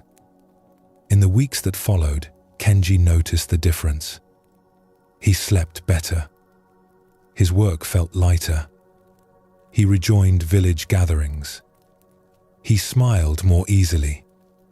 His family commented that he seemed more present, more himself. His relationship with Hiro slowly rebuilt over time. It never went back to exactly what it had been before the argument, but it became something real again. They would help each other during busy seasons. They would share a meal occasionally. They were brothers again, imperfectly but genuinely. Years later, when Kenji was an old man, younger villagers would sometimes ask him for advice about conflicts and grudges. He would tell them about the years he spent angry at his brother. "I thought I was punishing him," he would say. "But I was only punishing myself. The day I let go of that resentment was the day I got my life back. Not because Hiro deserved my forgiveness, but because I deserved peace." Kenji's story shows something we all do in smaller or larger ways. Someone hurts us, and instead of feeling the hurt and letting it pass, we hold on to it. We keep the wound fresh by replaying it, by building a case against the other person, by staying angry year after year. The original hurt was real. Hiro had said harsh things. The argument was genuinely painful. But Kenji then took that single painful event and turned it into years of ongoing suffering. Not because he had to, but because he didn't realize he had a choice. Notice that letting go wasn't about deciding that Hiro was right or that the argument didn't matter. It was about recognizing that the resentment was hurting Kenji more than anyone else. The monk's question was simple and direct. Is this making your life better or worse? When Kenji looked honestly at that question, the answer was clear. The resentment was making him lonely, bitter, unable to sleep, cut off from his community. Hiro was living his life normally while Kenji suffered. The punishment wasn't landing where Kenji thought it was. This is what resentment does. It feels like we're holding the other person accountable, maintaining our dignity, refusing to let them off the hook. But actually, we're just carrying a heavy stone everywhere we go, and the other person usually doesn't even notice. Sometimes the hurt goes deeper than an argument between brothers. Sometimes the injury is serious, the betrayal real, the damage lasting. But even then, the question remains, who suffers from carrying this resentment? In a town near the coast, there was a merchant named Fumio who owned a small trading business. He had built it carefully over many years, developing relationships with suppliers and customers, earning a reputation for fair dealing and quality goods. Fumio had a business partner, a man named Takeshi, who handled the accounting and arrangements while Fumio managed relationships and travel. They had worked together for a decade, and Fumio considered Takeshi a friend as well as a partner. One season, Fumio took a long trip to establish new trade connections in the north. He was gone for several months. When he returned, he discovered that Takeshi had been stealing from the business. Not small amounts, but substantial sums over a long period. Takeshi had been keeping a separate set of books, showing Fumio records that made it look like the business was barely profitable while actually pocketing a large portion of the earnings. When confronted, Takeshi showed no remorse. He claimed he deserved the extra money, that he did more work than Fumio realized, that Fumio was gone too often to understand the business anymore. He left the partnership and moved to another town, taking with him money that legally belonged to both of them. Fumio was devastated. He had trusted Takeshi completely. The betrayal felt personal and profound. And the financial loss was serious, threatening the business he had worked so hard to build. In the months that followed, Fumio thought about Takeshi constantly. He would lie awake at night, imagining confrontations, planning revenge, wishing for Takeshi to suffer as he was suffering. He told the story to anyone who would listen, describing Takeshi's betrayal in bitter detail.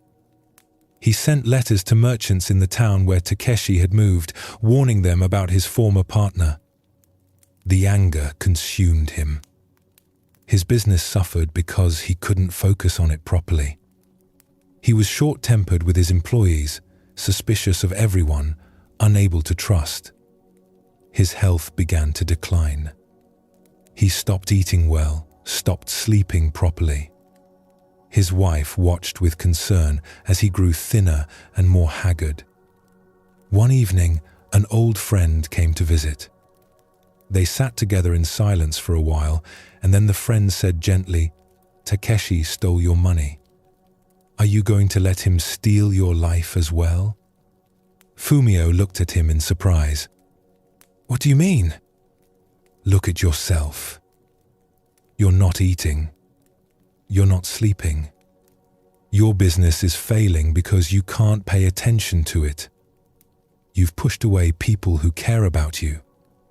Takeshi took your money and left.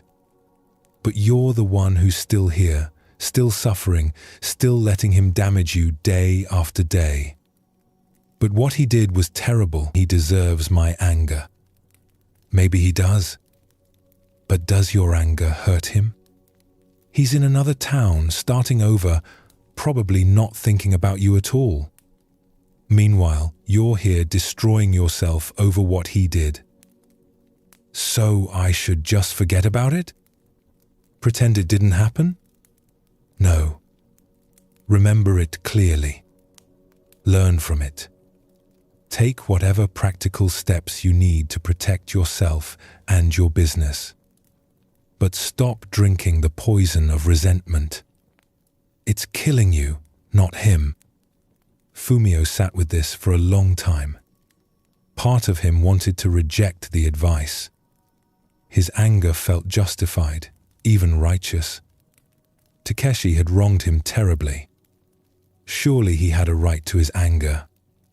But another part of him recognized the truth in his friend's words. He looked at what his life had become since the betrayal. He had been robbed once by Takeshi. But he had been robbing himself every day since, stealing his own peace, his own health, his own capacity to live. He thought about his business, which he had loved before all this happened. He thought about his wife, whom he had been neglecting.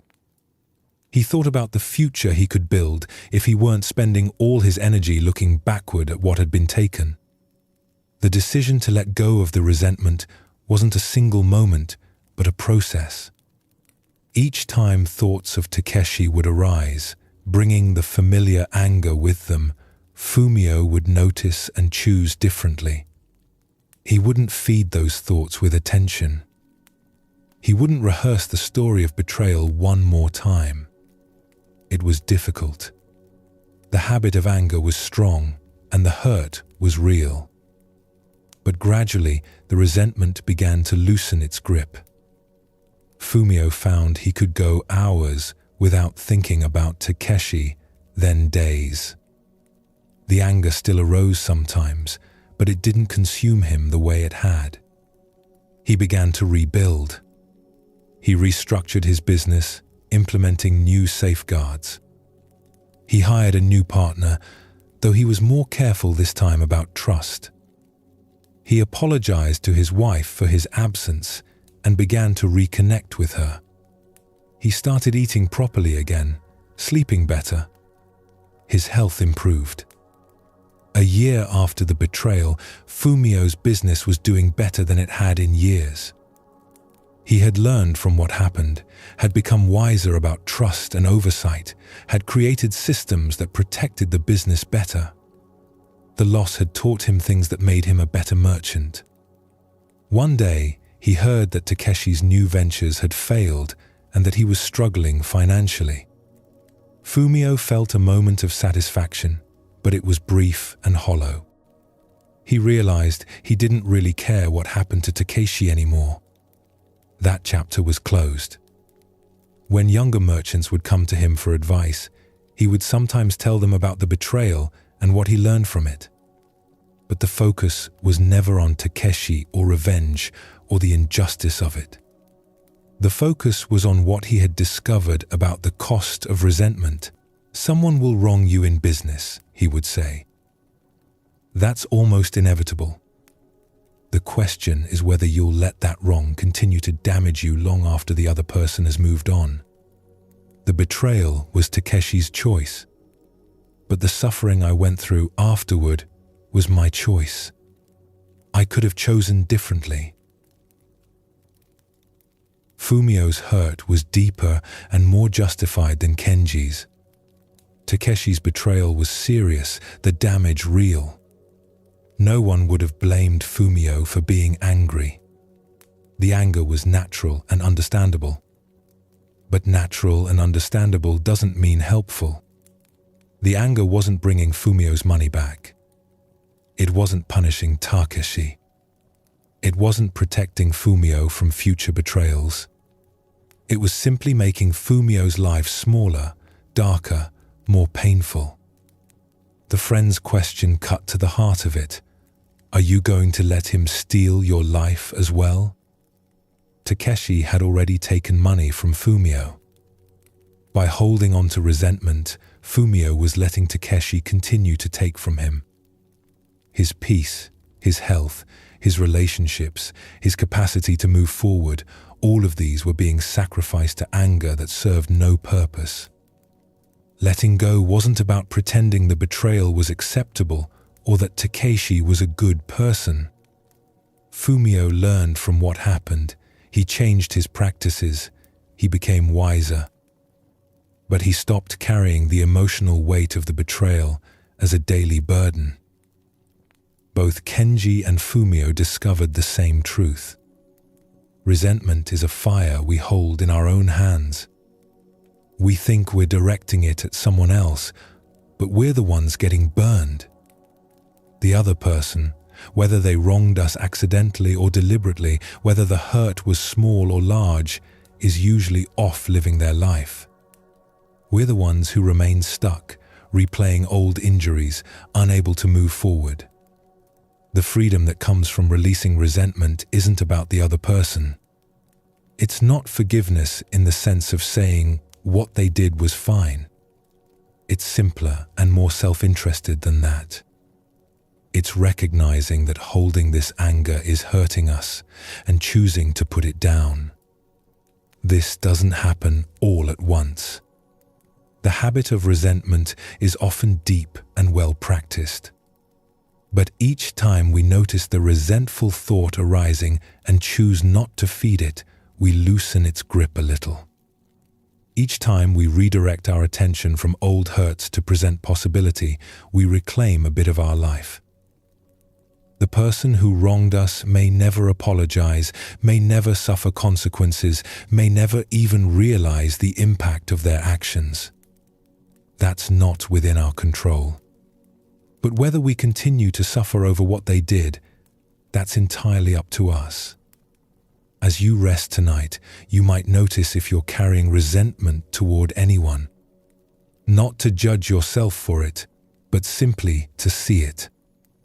And to ask yourself honestly, is carrying this making my life better? Is this weight worth bearing? Not what the other person deserves, but what you deserve.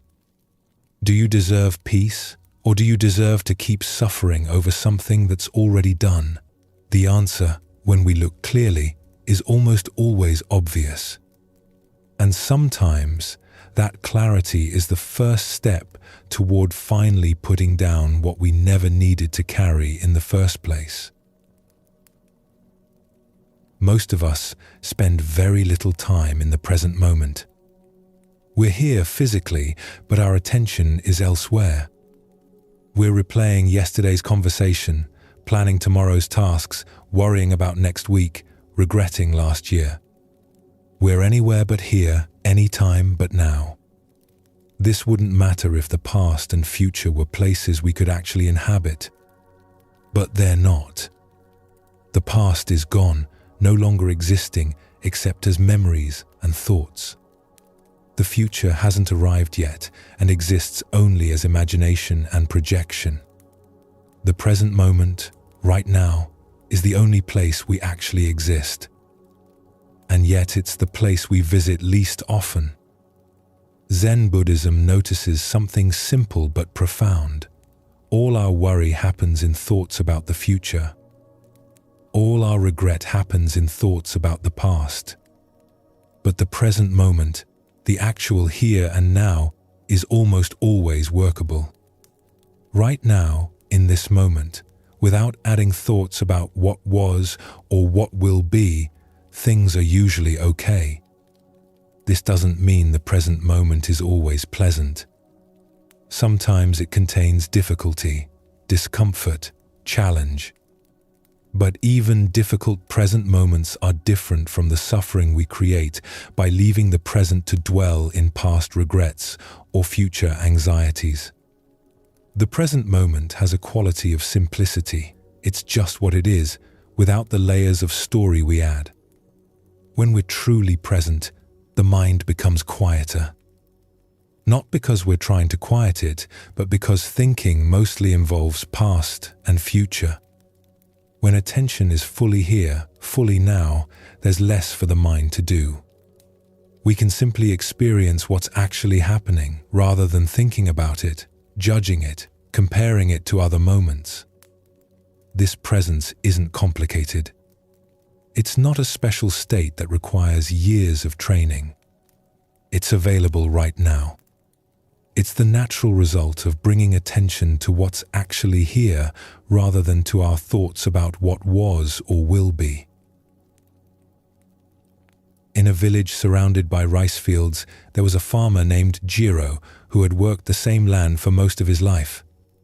He knew every part of his fields, every variation in the soil, every place where water collected after rain. His father and grandfather had worked this land before him, and he expected his son would work it after he was gone. Jiro was good at his work. He understood the rhythms of planting and harvest, knew when to irrigate and when to let the fields rest. His yields were dependable, his rice of good quality. But despite his skill and success, Jiro rarely felt at peace. During planting season, he worried about the coming harvest. Would there be enough rain? Too much? Would the autumn storms come early? He would plant the young rice seedlings while thinking ahead months to the harvest, calculating yields, planning what he would do if the weather didn't cooperate. During the growing season, he worried about pests, disease, the condition of the plants. He would walk through his fields examining the rice, but he wasn't really seeing what was in front of him. He was imagining disaster scenarios, planning contingencies, projecting into a future that hadn't happened yet. When harvest season finally came, he barely noticed it. He was already thinking about next year's planting, about repairs the storage building needed, about replacing tools that were wearing out. The harvest that he had worried about for months would come and go while his mind was somewhere else. One year, an old monk named Soen came to stay in a small temple near Jiro's village. The monk was traveling slowly through the region, stopping to rest for weeks at a time. He would often walk through the countryside, and sometimes his path took him past Jiro's fields. One spring morning, Soen stopped at the edge of a field where Jiro was planting.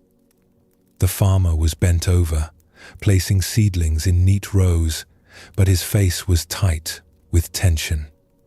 He worked quickly, mechanically, his mind clearly somewhere else. "Beautiful morning," Soen said. Jiro looked up, surprised. "Yes, I suppose so." "You suppose so? You're not certain?" Jiro straightened, wiping his forehead. "I don't have time to notice the morning. I have to finish planting this section before the weather changes." "I see. And when you finish planting, what then?" "Then I have to repair the irrigation channels before the water comes." "And after that?" "Then monitor the fields for pests, maintain the terraces, prepare for harvest." "And after harvest?" "Prepare for next year's planting." Soen nodded slowly. "So you're always preparing for the next thing, thinking ahead to what needs doing. When do you actually do what you're doing?" Jiro didn't understand the question. "I am doing it. I'm planting right now." "Are you?" "Your hands are planting, but where is your mind?" Jiro realized with some discomfort that while his hands had been placing seedlings, his mind had been calculating whether he'd have enough rice seed for the entire field, worrying about a section where water tended to pool, planning tomorrow's work. He hadn't actually been present to the planting at all. "I have a lot to think about," he said defensively. "Farming isn't simple." "No, it isn't," Soen agreed. "But tell me, does thinking about the harvest while you plant make the planting go better?" "I suppose not. But I need to plan ahead. There's a difference between planning and worry, between intelligent preparation and constant mental rehearsal of things that haven't happened yet." Over the next few weeks, Soen would sometimes appear at the edge of Jiro's fields. He never stayed long or said much, but his presence seemed to remind Jiro to notice where his mind was. And when Jiro noticed, he was almost always somewhere other than the present moment. One afternoon, while Jiro was checking the water levels in his fields, Soen asked him, "What are you doing right now?" "Checking the water," Jiro replied. "And how does the water look?" Jiro realized he didn't know. He had been walking along the irrigation channels, but he hadn't really been looking at the water. He had been thinking about whether it would rain later in the week, calculating how many days until he'd need to irrigate again, worrying about a section of channel that needed repair. "I don't know," he admitted. "I wasn't really looking." "Perhaps look now," Soen suggested. Jiro stopped and actually looked at the water moving through the channel. He saw how it caught the afternoon light, how it made a gentle sound as it flowed, how small plants grew along its edges. These were things he passed every day but never truly saw. When you're checking water but thinking about next week's rain, Soen said, you're missing both. You're not really checking the water, and you can't actually know about next week's rain. You're simply creating anxiety. This conversation stayed with Jiro. He began to notice how rarely he was actually present to what he was doing. While working, his mind was planning. While eating, his mind was reviewing the day's work. While trying to sleep, his mind was listing tomorrow's tasks. He was never quite where he was. He started practicing something simple. When he noticed his mind had wandered to past or future, he would bring attention back to what he was actually doing. Not as a rigid discipline, but gently, like reminding himself where he was. When planting, just plant. When walking, just walk. When eating, just eat. It was harder than he expected. His mind was so accustomed to projecting ahead, planning, worrying. Bringing it back to the present felt strange at first, almost uncomfortable. The present moment seemed too simple, too quiet. But over time, something shifted. He began to notice things he had been missing for years. The way morning light fell on his fields. The feeling of soil in his hands. The satisfaction of completing a row of planting. These simple experiences had been happening all along, but he had been too busy thinking to notice them. His work began to feel different. Not easier in terms of physical effort, but lighter somehow. When he was planting, he was just planting, not carrying the weight of 1,000 future concerns. When a problem arose, he dealt with it without layering on anxiety about all the other problems that might arise later. One summer evening, Soen came to sit with Jiro at the edge of the fields. The rice was tall and green, swaying gently in the wind. They sat in silence for a while, watching the light change as the sun set. "I've been farming these fields my whole life," Jiro said quietly. "But I don't think I really saw them until recently. I was always somewhere else in my mind, always focused on what came next. And now? Now I'm here more often. Not always, but more. And I've realized that most of what I was worrying about never happened. I spent years anxious about possible disasters that didn't come. Even the real problems that did arise, I handled them when they came. The worry beforehand didn't help at all. The future will come in its own time," Soen said. "The past is already gone. But this moment, right now, this is real. The wind on your face is real. The sight of your fields is real. This is where your life is actually happening." Jiro continued farming for many more years. He still planned appropriately, still prepared for seasons ahead. But he stopped living in constant projection and anxiety. When he planted, he was present to the planting. When he harvested, he was present to the harvest. And in that presence, he found a peace that all his planning and worrying had never provided. When younger farmers would ask him for advice, he would tell them about the years he spent missing his own life while worrying about the future. "Learn to be where you are," he would say. "The work doesn't get easier, but you'll actually be present for your life instead of always thinking about what comes next." Jiro's experience shows something many of us do without realizing it. We're physically present but mentally absent, our attention scattered across time, replaying the past or rehearsing the future. We miss the actual texture of our lives because we're too busy thinking about life instead of experiencing it. Notice that when Soen asked Jiro what he was doing, Jiro could name the activity, but he wasn't actually experiencing it. His hands were planting while his mind was months ahead at harvest. His body was checking water while his mind was days ahead worrying about rain. He was like a person watching a movie while thinking about a different movie entirely. The shift for Jiro wasn't about stopping all planning or preparation. He still needed to think ahead appropriately.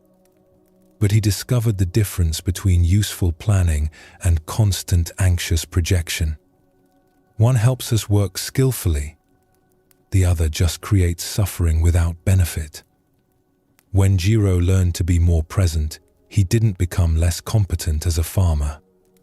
If anything, he became more attentive because he was actually seeing what was in front of him rather than being lost in thoughts. The present moment gave him better information than his anxious projections ever had. What he found in the present wasn't always pleasant. Some days the work was tiring, some seasons brought real challenges. But even difficult present moments had a simplicity that the constant worry lacked. A tired body is just a tired body. A pest problem is just a pest problem. These things are workable. It's the layers of anxious thinking we add that make them feel overwhelming. The past creates its own kind of absence. We can be physically here, but mentally living in what was, replaying old scenes, wishing things had been different, carrying what's already gone as if it's still happening. In a town known for its schools and scholars, there was a teacher named Ayako who had dedicated her life to education. She had taught for 20 years, first in a small village school, and then at a respected academy in the larger town. She loved teaching, loved seeing students discover new ideas, loved the feeling of helping young people find their way. Then something happened that changed everything. The academy where she taught had a new director, a man with different ideas about education. He wanted to modernize the curriculum, bring in younger teachers with new methods. After a difficult year of increasing tension, Ayako was told that her position was being eliminated. The dismissal was presented as a budget issue, but Ayako knew the real reason. The new director wanted different approaches than hers. She felt pushed out, undervalued, dismissed after years of dedication. She was 50 years old with no clear path forward. She found a position at a smaller school, one that paid less and had fewer resources. The work was adequate, but not fulfilling in the way her old position had been. And she couldn't stop thinking about what had happened. Every day, she would replay scenes from her last year at the academy. The meeting where the director had criticized her teaching methods. The moment she was told her position was ending. The awkward farewell gathering where she had tried to maintain dignity while feeling humiliated. These scenes played in her mind like a performance she couldn't stop watching. She would imagine different responses she could have made, more forceful defenses, ways she could have fought harder or handled things differently. In her mind, she revised history constantly, creating versions where things went differently, where she was vindicated, where the director realized his mistake. Her thoughts about the past consumed her. While teaching her current students, she would find herself thinking about her old academy. While preparing lessons, she would compare this small school unfavorably to where she used to work. While trying to sleep, she would replay old conversations, old conflicts, old disappointments. She grew bitter. Her teaching began to suffer because she wasn't fully present to it. Students noticed that she seemed distracted, that her attention was elsewhere. The joy she had once brought to her work was gone, replaced by a heaviness that colored everything. One afternoon, a student stayed after class. She was a quiet girl who rarely spoke up, but she had been watching Ayako with concern. "Teacher," the girl said hesitantly, "may I ask you something?" "Of course." "You seem sad, like you don't want to be here. Do you not like teaching anymore?" The question struck Ayako deeply. She had been so lost in thoughts about her old academy that she hadn't realized how her students were experiencing her. This girl, this real student in front of her right now, was being taught by someone whose heart was somewhere else. "I'm sorry," Ayako said. "You're right. I've been distracted. But not because of you or this school. Because of something that happened before. Can you fix it?" "No. It's already done. In the past." The girl looked confused. "Then why do you keep thinking about it?" It was such a simple question, asked with such honest curiosity, that Ayako had no ready answer. Why was she thinking constantly about something that was over, done, unchangeable? What was she gaining from these endless mental replays? That evening, Ayako sat in her small apartment and tried to see her situation clearly. She had been wronged, yes. The dismissal had been unfair, but it was a year in the past. The director was at the academy, likely not thinking about her at all. The job was gone. None of her mental replaying changed any of this. Meanwhile, she had students here, now, who deserved a teacher who was actually present. She had work in front of her that could be meaningful if she let it be. She had a life happening right now that she was missing because she was living in the past. She thought about the student's question, "Can you fix it?" The answer was no. The past was unchangeable. No amount of mental revision would alter what had happened. She was spending her present energy trying to change something that no longer existed. Over the following weeks, Ayako practiced noticing when her mind went to the past. It happened often, sometimes dozens of times in a single day. Each time, she would acknowledge the thought and bring her attention back to the present. Back to the student in front of her. Back to the lesson she was teaching. Back to the moment she was actually in. It was surprisingly difficult. The past felt important somehow, like if she stopped replaying it, she would be letting the director off the hook or betraying herself. But gradually, she realized that the only person these thoughts were hurting was herself. The director wasn't affected by her mental replays. The academy went on without her. She was the only one suffering from this constant backward looking.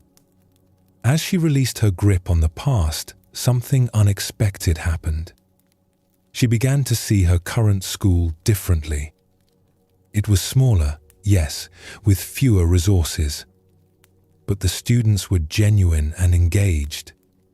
She had more freedom to teach as she wanted. The smaller classes meant more personal connection. Her teaching came alive again. Students noticed the change. She was present with them, actually listening, actually seeing them. The joy that had left her work began to return, not because circumstances had changed, but because she had stopped trying to live in the past. Years later, Ayako would look back on the dismissal from the academy as difficult, but ultimately freeing. It had forced her into a change she wouldn't have chosen, but that change had brought unexpected gifts. But more importantly, it had taught her something about how she related to her own past.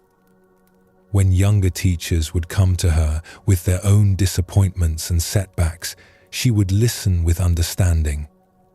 And sometimes she would tell them about the year she spent mentally living in the past while her present life happened without her. The past is a place you can visit in memory, she would say, but you can't live there. Every moment you spend trying to live in what was, you're missing what is. And what is the only place your life actually happens. Ayako's dwelling in the past shows another way we leave the present moment. While Jiro was lost in the future, Ayako was lost in the past. Both were absent from their actual lives, their attention somewhere other than where they were. The past Ayako kept replaying wasn't helping her. It wasn't changing what had happened. It wasn't making her feel better. It was just keeping her locked in a painful story, unable to move forward. She mistook constant mental replay for some kind of important processing, but actually it was just suffering on repeat. The student's simple question cut through all of Ayako's complex thinking. Can you fix it? No. Then why keep dwelling on it? There was no good answer except that it had become a habit, a groove her mind fell into automatically. When Ayako began to pull her attention back to the present, she didn't pretend the past hadn't happened. The dismissal was real, the hurt was real. But she stopped trying to live in a time that no longer existed. She stopped letting something that was over continue to damage her present life. What she found in the present wasn't perfect. Her new job was less prestigious, paid less, offered less. But it was real, it was happening now, and when she was actually present to it, it had its own value. The students in front of her were real students who deserved a real teacher, not someone whose attention was constantly elsewhere. Both Jiro and Ayako discovered the same truth from different directions. The present moment is where life actually happens. The past is memory. The future is imagination. Only now is real. And when we're actually here, fully present to what is, we often find that this moment, exactly as it is workable. Not always pleasant, not always easy, but workable. And certainly better than the suffering we create by constantly leaving it to dwell in times that don't exist. There's a simplicity to the present moment that the past and future never have. The present just is what it is. A tired body, an unfinished task, a conversation happening, a meal being eaten, a breath being taken. Simple, direct, immediate. No stories needed, no elaborate thinking required. When we're actually present, the mind becomes quieter naturally. Not because we're suppressing thoughts, but because much of our thinking involves past and future. When attention is here, now, there's less for the mind to do. We can simply experience what's happening without needing to think so much about it. This doesn't mean we never remember the past or plan for the future. We do, when it's useful. But we do it from a foundation of presence rather than losing ourselves in time. We remember something when it's relevant, plan something when it's needed, and then return to now. The present moment becomes home, and past and future become places we visit briefly rather than where we live. As you settle into rest tonight, notice where your attention goes. Does it drift to tomorrow's concerns?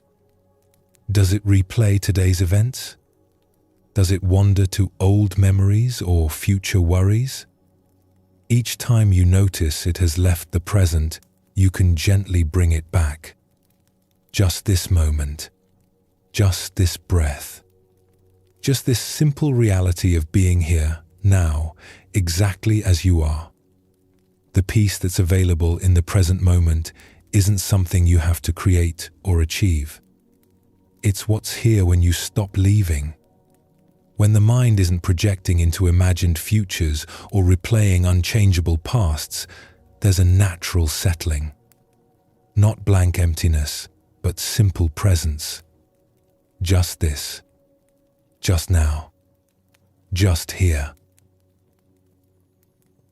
There's a particular kind of tiredness that comes not from working hard, but from constantly trying to become something other than what we are.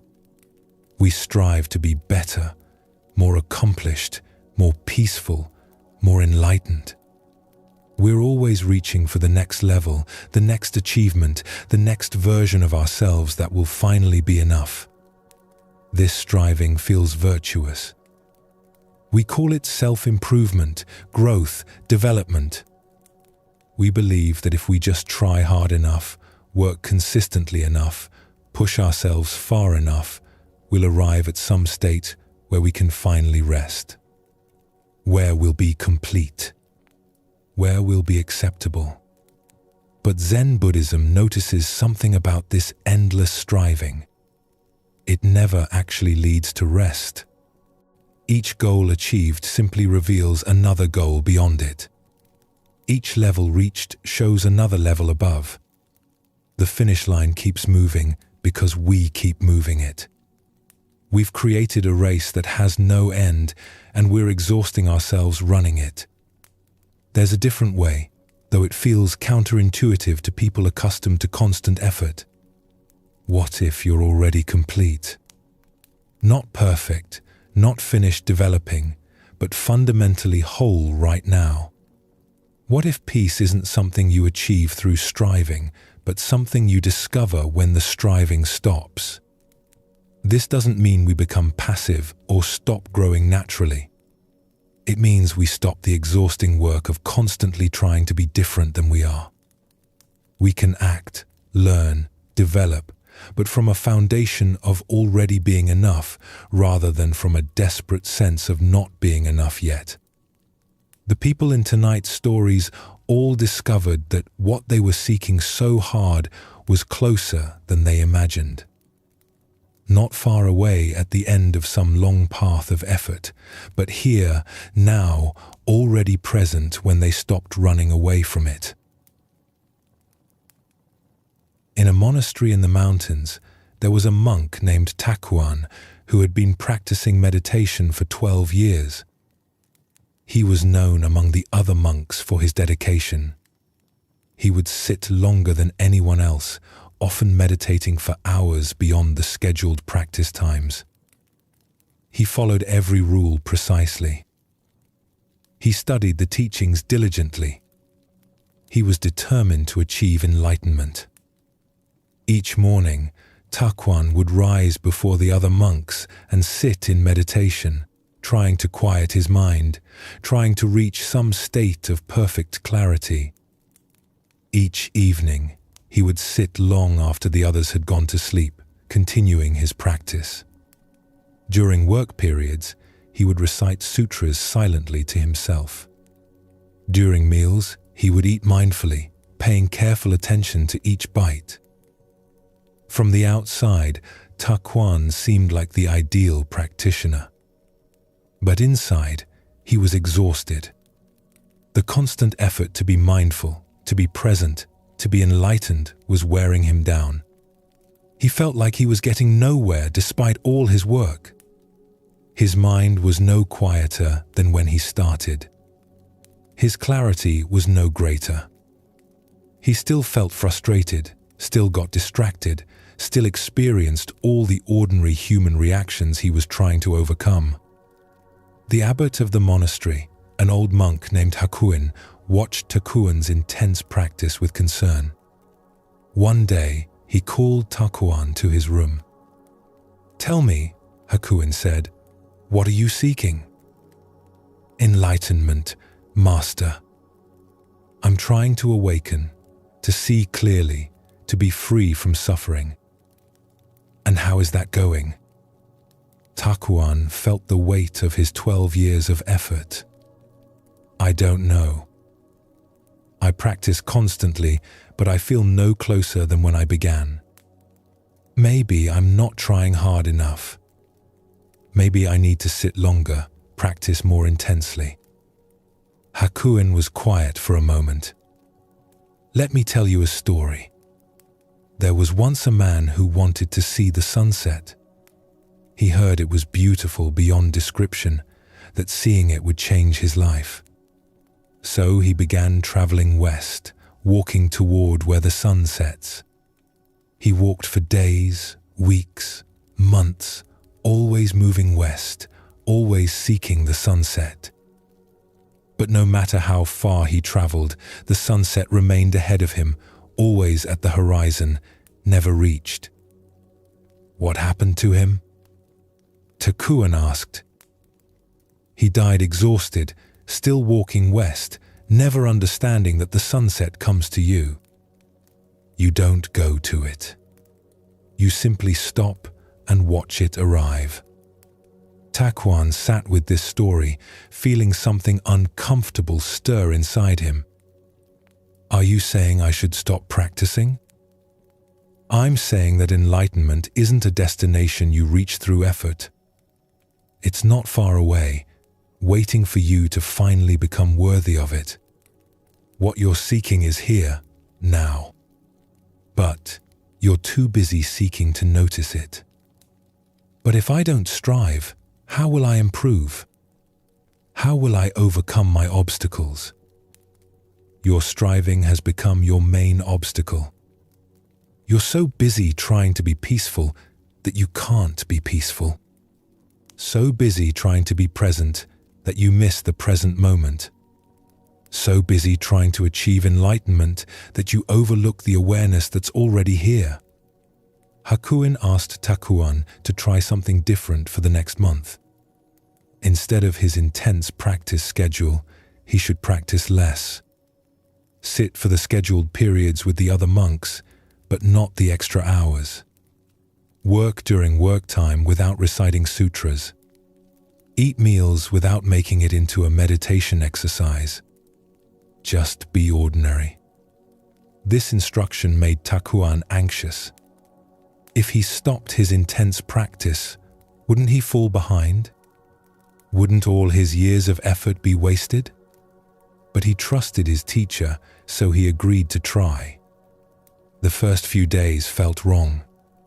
During the times he usually sat in extra meditation, he found himself restless, not knowing what to do. He felt guilty for not striving, as if he were betraying his commitment. But Hakuin had been clear, just be ordinary for a month. After about a week, something began to shift. The constant tension that had been driving him started to ease. He noticed he was sleeping better. During scheduled meditation, he found his mind actually settling more easily than when he had been forcing it for hours. One afternoon, Takuan was sweeping the courtyard, just sweeping, not trying to make it into spiritual practice or use it as an opportunity for mindfulness training. The broom moved across the stones. The sound of bristles on rock. The autumn leaves gathering in small piles. Sunlight slanting through the trees. In that simple moment, something became clear. The awareness that was noticing the sweeping, the sounds, the light, this awareness was already peaceful. It wasn't something he needed to achieve. It was already here, already clear, already free. He had been striving so hard to attain something he already had. He stopped sweeping and stood still, the broom in his hands. The noticing continued. Breath moving. Sounds present. The simple fact of being aware. This had been here all along, through all his years of intense practice. He just hadn't been able to see it because he was too busy trying to get somewhere else. That evening, Takuan went to see Hakuin. I think I understand, he said quietly. I've been like that man walking west, trying to reach something that can only come when I stop walking. Yes. And the awareness I was seeking, it's already here. It's what's noticing my thoughts, my striving, my exhaustion. It was never absent. I just couldn't see it because I was too busy looking for it. Hakuin smiled. You've been carrying a heavy load for 12 years. How does it feel to put it down? Light. And somehow sad too. All that effort, all that struggle, and what I needed was to stop struggling. Not wasted, Hakuin said gently. The struggling brought you to the point where you could finally stop. Sometimes we need to try very hard before we can understand that trying isn't the answer. Takuan continued to practice, but differently. He sat in meditation, but without the grim determination to achieve something. He worked, but without constantly monitoring whether he was being mindful enough. He lived more simply, more ordinarily. And in that ordinariness, he found the peace he had been seeking through extraordinary effort. Years later, when students would come to him pushing themselves hard, exhausting themselves with intense practice, he would tell them about his 12 years of striving. I don't regret those years, he would say. But I learned that peace isn't achieved through effort.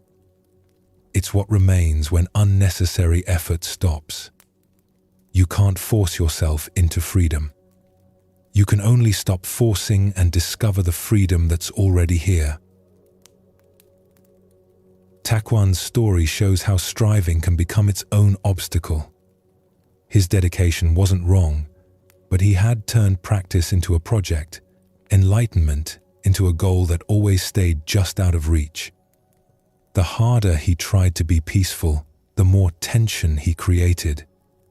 The more intensely he sought clarity, the more clouded his vision became. The shift came when he stopped trying so hard and simply allowed himself to be ordinary. Not giving up, but releasing the desperate grasping quality that had infected his practice. In that release, he could finally see what had been present all along. This points to something paradoxical about striving. Often, we can't find what we're seeking because the seeking itself is what obscures it. We're looking so hard, trying so intensely, that we miss the simple reality right in front of us. We're like someone searching frantically for their glasses while wearing them. The awareness Takuan discovered wasn't something he created through his practice. It was already here, noticing everything, including his striving and frustration. His practice didn't produce this awareness. It only helped him recognize what was already present. Sometimes the striving shows up not in spiritual practice, but in ordinary life, in the constant drive to improve ourselves, to become better versions of who we are. In a coastal town known for its pottery, there lived a woman named Ume who made simple tea bowls and cups. She had learned the craft from her mother and had been working with clay for 20 years. Her pieces were functional and honest, appreciated by local people who used them daily. But Ume wasn't satisfied. She would visit other potters whose work was more refined, more artistic. She would see their elegant forms and sophisticated glazes and feel inadequate. She began taking every class available, learning new techniques, studying different traditions. She would work late into the night trying to improve her skills. She started criticizing her own work harshly. Each piece she made was compared to an ideal in her mind, an ideal that kept changing, always staying just beyond her reach. Nothing she created seemed good enough. She would finish a bowl and immediately see its flaws, its lack of sophistication, all the ways it fell short. Her students noticed the change in her. She had always been encouraging, patient with their learning process. Now she was critical, pointing out flaws, pushing them to be better. The joy that had characterized her teaching was replaced with a kind of driven intensity. One of her oldest students, a man named Saburo, who made pottery as a hobby, stopped coming to classes. Ume was surprised and disappointed. Saburo had been with her for years, was a dedicated student. She went to visit him to understand why he had stopped. She found Saburo at his home, working in a small studio he had set up in his garden. He was making a simple cup, working slowly, with obvious pleasure in the process. When he saw Ume, he smiled warmly. "Teacher, thank you for coming. Please sit. I wanted to ask why you've stopped attending classes." Saburo set down his tools and poured tea for both of them, using cups he had made himself. They were simple, a bit uneven, glazed in a plain grey. "I stopped because I remembered why I started," he said. "I began pottery because I loved working with clay. The feeling of it in my hands, the pleasure of making something useful. But your classes recently, they became about achieving, about becoming better, about reaching some standard." The joy was gone. Ume felt defensive. "But isn't improvement important? Shouldn't we strive to develop our skills?" "Perhaps. But I'm a rice merchant, not a master potter. I make pottery because it brings me peace. When it becomes another area of life where I'm not good enough, where I'm constantly striving to be better, it stops being peaceful. It becomes just more work." He picked up one of his simple grey cups. "I know this isn't sophisticated. I know it's not as refined as what you make or what other potters create. But I made it with my own hands, and it holds tea perfectly. For me, that's enough." Ume looked at the cup. It was plain, yes, but there was something honest about it. Something peaceful. She thought about her own work, about the sophisticated pieces she had been trying to create. They were technically better than what Saburo made, but had any of them been made with the simple contentment she saw in this humble cup? She realized something uncomfortable. She had been making pottery to prove something, to achieve something, to become someone more skilled. Saburo was making pottery because he enjoyed making pottery. She was striving. He was simply doing. "When did I lose that?" she asked quietly. "When did I stop enjoying the clay and start using it to chase some idea of who I should be?" Saburo poured more tea. "I think it happened gradually.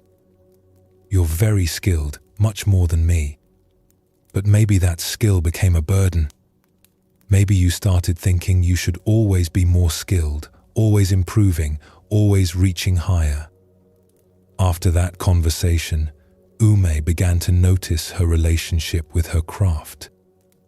She saw how she had turned it into a constant evaluation, a never-ending project of self-improvement. She never just made pottery anymore. She was always trying to make better pottery, trying to achieve something, trying to prove something. She thought about when she had started 20 years ago. Back then, she had been content to make simple things. The pleasure had been in the making itself, in the feel of clay responding to her hands, in the satisfaction of creating something useful. When had that simple pleasure been replaced by this driven striving? She decided to try something different. For 1 month, she would make only the simplest pieces. Basic bowls and cups, nothing sophisticated or showy. And she would try to do it the way Saburo did, for the simple pleasure of working with clay rather than to achieve any particular result. The first week was difficult. Her mind kept criticizing the simple pieces. They were boring, basic, nothing special. She should be challenging herself, trying new things, developing her skills.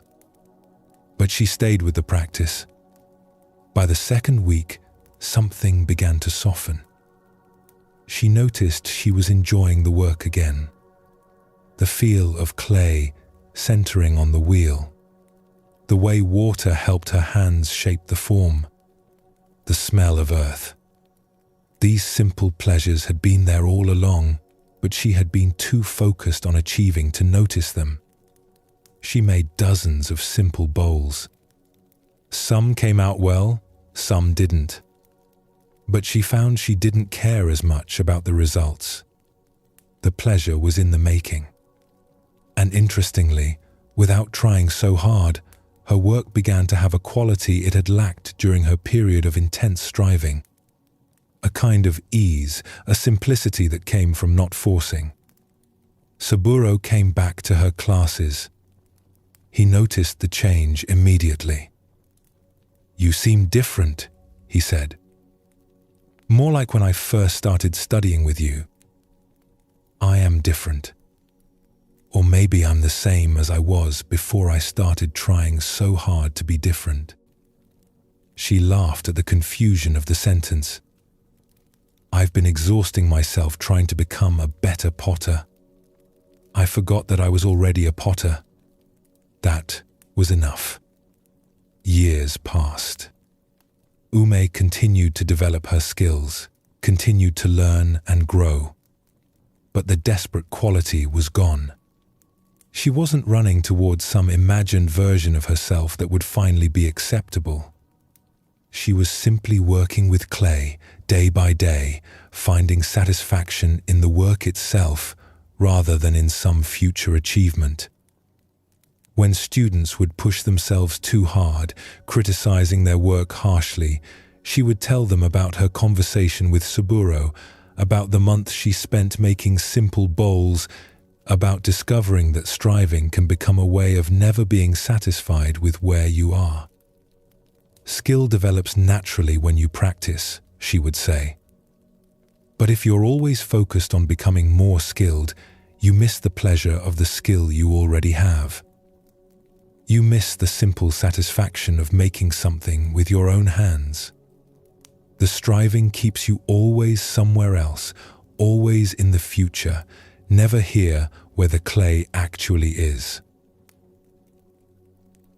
Ume's experience shows another face of striving. She was good at pottery, but being good wasn't enough. She needed to be better, then better still. The goal kept receding because she kept moving it. Each level of skill achieved simply revealed another level to strive for. What she found in that month of simple work wasn't that skill doesn't matter. It's that the constant striving to be more skilled had separated her from the direct experience of making pottery. She was so focused on becoming that she couldn't simply be. Saburo's contentment came from a different place. He wasn't trying to be a master potter. He was enjoying being someone who makes pottery. The difference between those two orientations is vast. One involves constant dissatisfaction and striving. The other allows for present enjoyment. Notice that when Ume released the driven quality, her work actually improved. Not because she was trying harder, but because she was trying less hard. The striving had been creating tension that showed in her work.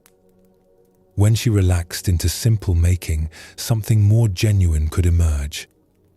Both Takuan and Ume discovered that what they were seeking wasn't far away, requiring years more effort to reach. It was here, in the present moment, available when the seeking stopped.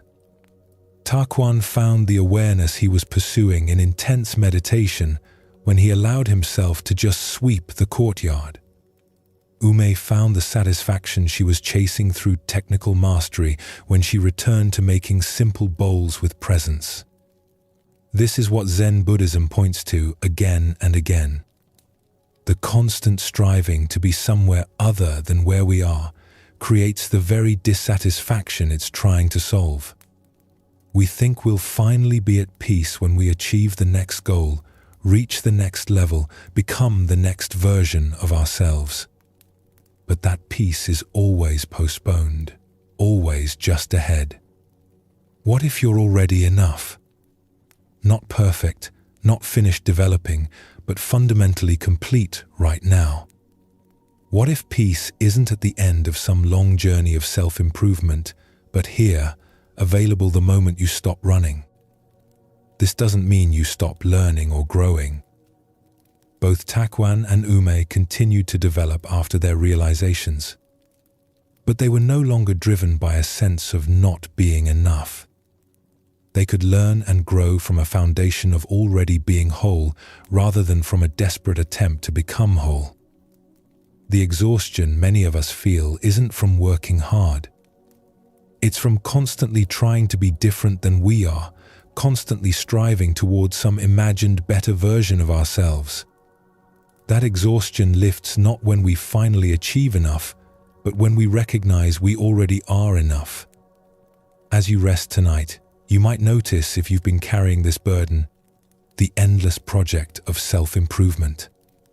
The constant evaluation of whether you're good enough yet. The striving towards some version of yourself that will finally be acceptable.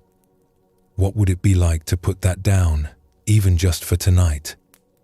To be exactly as you are, without needing to be different, better, more. To rest in the simple fact of being here, complete in this moment, nothing missing, nothing to achieve. We live with a persistent feeling that something is missing. Not enough time, not enough money, not enough success, not enough comfort. This sense of lack follows us through our days, creating a constant low-level anxiety. If only we had a bit more, we tell ourselves, then we could finally relax.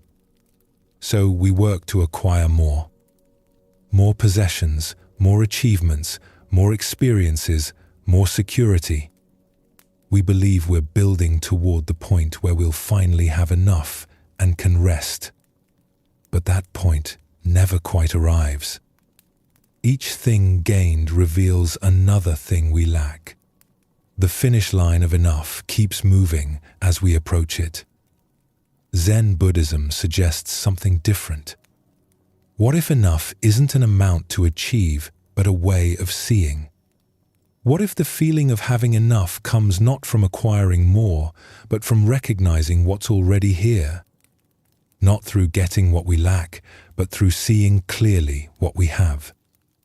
This isn't about settling for less or giving up on improving our circumstances. It's about recognizing that contentment doesn't come from accumulation. Someone with very little can feel abundant. Someone with great wealth can feel impoverished. The difference isn't in what they have, but in how they hold what they have. There's a peace that comes from recognizing enough. Not the peace of finally having everything we want, but the peace of seeing that we already have what we need. This moment, as it is, contains a fullness that constant acquiring can never provide. But we miss it because we're too busy looking at what's missing. The people in tonight's stories all discovered this shift from seeking more to appreciating what was already present. Not through losing what they had, but through seeing it clearly for the first time. In a prosperous town, there lived a silk merchant named Hideaki who had built a successful business over many years. He owned a large house, wore fine clothing, ate well, and had servants to manage his household. By any measure, he was wealthy and comfortable. Yet Hideaki felt a constant dissatisfaction. When he looked at his house, he saw the areas that needed improvement, compared it to larger houses he had visited. When he looked at his business, he thought about how it could be more profitable, how he could expand into new markets. When he attended social gatherings, he noticed who had finer clothing, better connections, more success. He worked long hours trying to grow his wealth. He made plans for expansion, for acquiring more property, for increasing his status. In his mind, there was always the next level to reach, the next acquisition that would finally make him feel secure and satisfied. One summer, Hideaki traveled to a mountain village to investigate opening a new trade route. The journey was longer than expected, and by evening he was still far from the village. Night was falling, and he had nowhere to stay. He came upon a small house at the edge of a forest. A man was sitting outside, an older farmer by the look of him, watching the sun set behind the mountains. Hideaki approached and asked if he might shelter there for the night. "Of course," the farmer said. "Please, come in. My wife will prepare food." The house was tiny, barely 2 rooms. The floor was packed earth, covered with worn mats.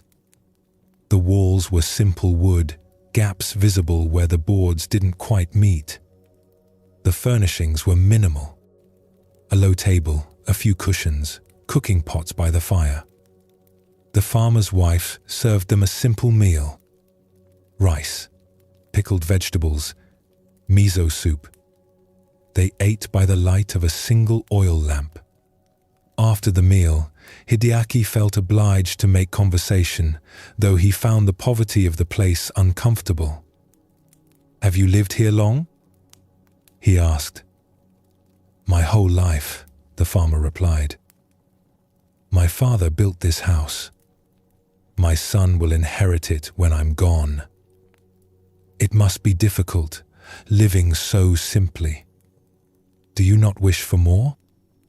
The farmer looked genuinely puzzled by the question. "More what?" "More comfort. A larger house.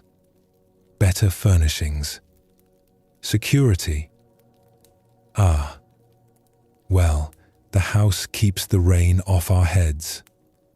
We have a small plot that gives us rice and vegetables. There's a spring nearby with clean water. We have each other's company. What more would we need?" Hideaki almost laughed at the simplicity of the answer. "But don't you want to improve your situation? To have an easier life?" The farmer thought about this. "I suppose the house could be larger, but then we'd have more rooms to heat in winter, more space to clean. My life is already easy enough. I work in the morning, rest in the afternoon, share meals with my wife. In the evening, we sit and watch the mountains. This is a good life. But what about security? What if you become ill and can't work? Then my neighbors will help as we help them when they need it. We've lived this way for generations. No one in this village goes hungry." Hideaki lay awake that night on the thin mat the farmer had provided, listening to the sounds of the forest outside. He thought about his own house, 10 times the size of this one, filled with fine things. He thought about his wealth, far exceeding what this farmer would see in a lifetime. Yet the farmer had seemed genuinely content. Not resigned to poverty, not pretending he didn't notice the simplicity of his life, but actually satisfied. He had spoken about his small plot of land, his simple house, his daily routine with real appreciation. He wasn't waiting for his life to improve so he could finally be happy. He was happy with the life he had. Hideaki, with all his wealth and comfort, could not say the same.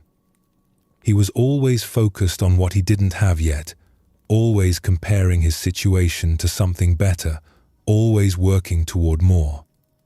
When had he last felt genuine satisfaction with what he had? In the morning, the farmer's wife served a simple breakfast. Rice, tea, pickled plum. Hideaki noticed things he had missed the night before. The care with which the wife prepared the food. The quality of attention the farmer gave to pouring tea. The way they spoke to each other with genuine warmth. These people had very little in the way of possessions, but they seemed rich in something he couldn't name. "Thank you for your hospitality," Hideaki said as he prepared to leave. "You've been very generous." "It's nothing. Safe travels." "May I ask you something? You seem content with your life. How is that possible, living so simply?" The farmer smiled. "I have everything I need. A roof, food, work that keeps me healthy, a wife I love, neighbors I trust, mountains to look at. Every morning I wake grateful. Every evening I go to sleep satisfied. What else is there?" Hideaki continued his journey, but the conversation stayed with him. Over the following days, as he traveled through mountain villages, he began noticing things differently. People who had very little by his standards, but who seemed to have a quality of contentment he had never achieved despite his wealth. When he returned home, his house looked different to him. Still fine, still comfortable, but somehow excessive. He had rooms he never entered, clothing he never wore, possessions he had forgotten he owned. He had been accumulating all this, believing it would bring satisfaction, but it had only brought the burden of maintaining and protecting it. He began to simplify, not dramatically, not getting rid of everything, but gradually reducing what he owned to what he actually used and valued. As his possessions decreased, he expected to feel a sense of loss. Instead, he felt lighter. He changed how he ran his business. He still worked, still maintained his trade, but he stopped the constant drive to expand, to acquire more, to reach the next level. He had enough. His business provided well for his needs. Why exhaust himself pursuing more? His friends noticed the change and thought he was giving up on ambition. But Hideaki had discovered something they didn't understand. He wasn't giving up. He was arriving. After years of working toward enough, he had realized he had been living in enough all along. He just hadn't been able to see it because he was always looking ahead to more. Years later, when people would ask him about his success, he would tell them about the night he spent in the mountain farmer's house. "I had great wealth," he would say, "but that man was richer than I was. Not in possessions, but in satisfaction. He knew he had enough. I didn't. And that knowing made all the difference. Now I'm wealthy in both ways. I have comfortable means, and I know it's enough. That second wealth is the one that brings peace." Hideaki's experience shows how having more doesn't necessarily create the feeling of having enough. He had wealth, comfort, security, yet he felt a constant lack. The farmer had very little by comparison, yet felt abundance. The difference wasn't in their circumstances, but in their perception. The farmer wasn't pretending his life was easy or denying that more comfort would be pleasant. He simply recognized that what he had was sufficient. His small house did keep the rain off. His plot did provide food. His life did contain real satisfactions. Why spend his energy wishing for more when he could spend it appreciating what was present? Hideaki had been living in a future state of enough that never arrived. When I have this much, then I'll be satisfied. But each goal reached simply revealed another goal beyond it. The enough he was seeking was always just ahead, like the horizon that recedes as you approach it. The shift came not from acquiring more, but from seeing what he already had with clearer eyes. His house was comfortable. His business was successful. His life contained real pleasures and satisfactions. These things had been true all along, but he couldn't feel them because he was focused on what was still missing. When he began to simplify, reducing his possessions, he expected loss but found relief. This reveals something important. The things we accumulate believing they'll bring satisfaction often become burdens. They require maintenance, protection, space, attention. The having of them doesn't bring the peace we imagined.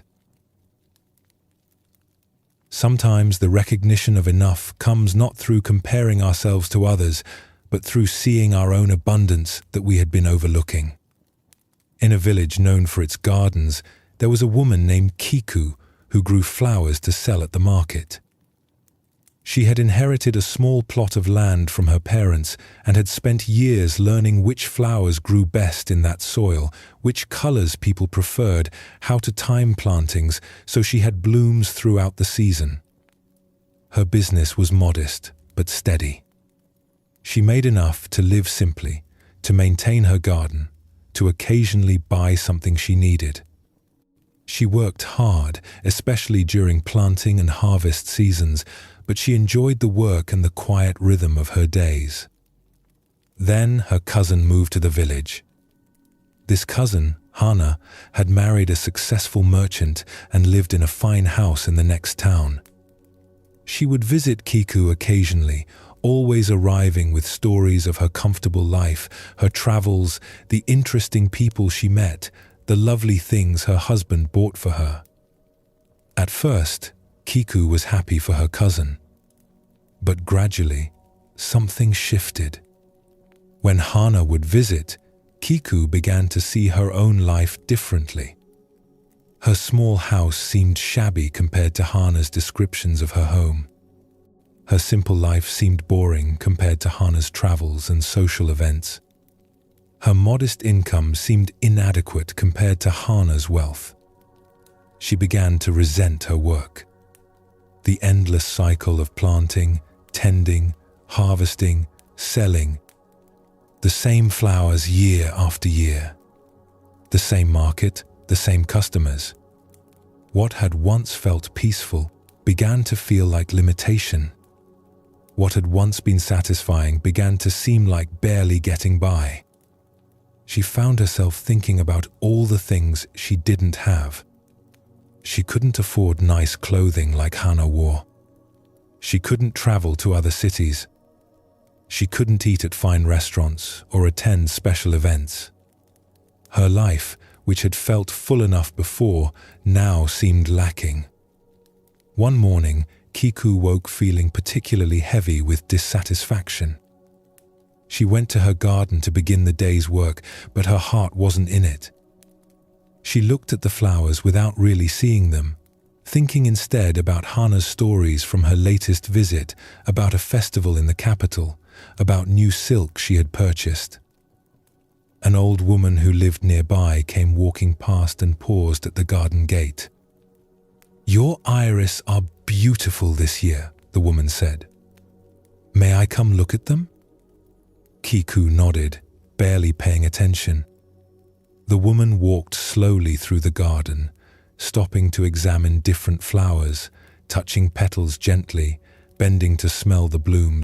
She spent a long time looking at everything, clearly taking real pleasure in what she saw. "You have a gift," the woman said finally. "This garden is a treasure." "It's just flowers," Kiku replied. "Nothing special." "Nothing special? Look at this color." The woman gestured to a bed of blue iris. "Look at how they catch the morning light. And these?" She moved to pink peonies. "The way you've arranged them, the different heights, the colors together. This is beautiful work." "I suppose. But it's just what I do. Plant flowers, sell them, repeat every year." The old woman looked at her with sharp eyes. "I have lived a long life and seen many places. Gardens like this are not common. Most people don't have your skill or patience. You create beauty, and you do it so well that you've stopped noticing it. After the woman left, Kiku stood in her garden trying to see it the way the visitor had. She realized she hadn't really looked at her flowers in weeks. She had been too busy comparing her life to Hannah's, too focused on what she didn't have to notice what she did have. She walked through the garden slowly, the way the old woman had. She looked at the iris, really looked at them. The color was extraordinary, a blue so deep it was almost purple. The peonies were full and lush, their scent sweet in the morning air.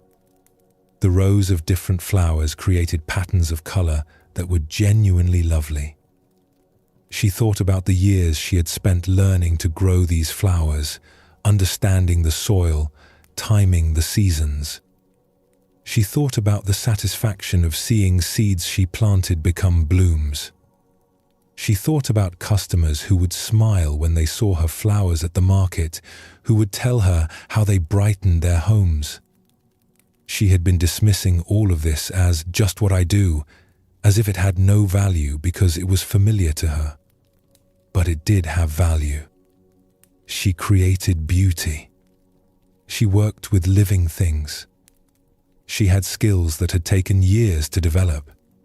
She had work she actually enjoyed when she wasn't busy comparing it to someone else's life.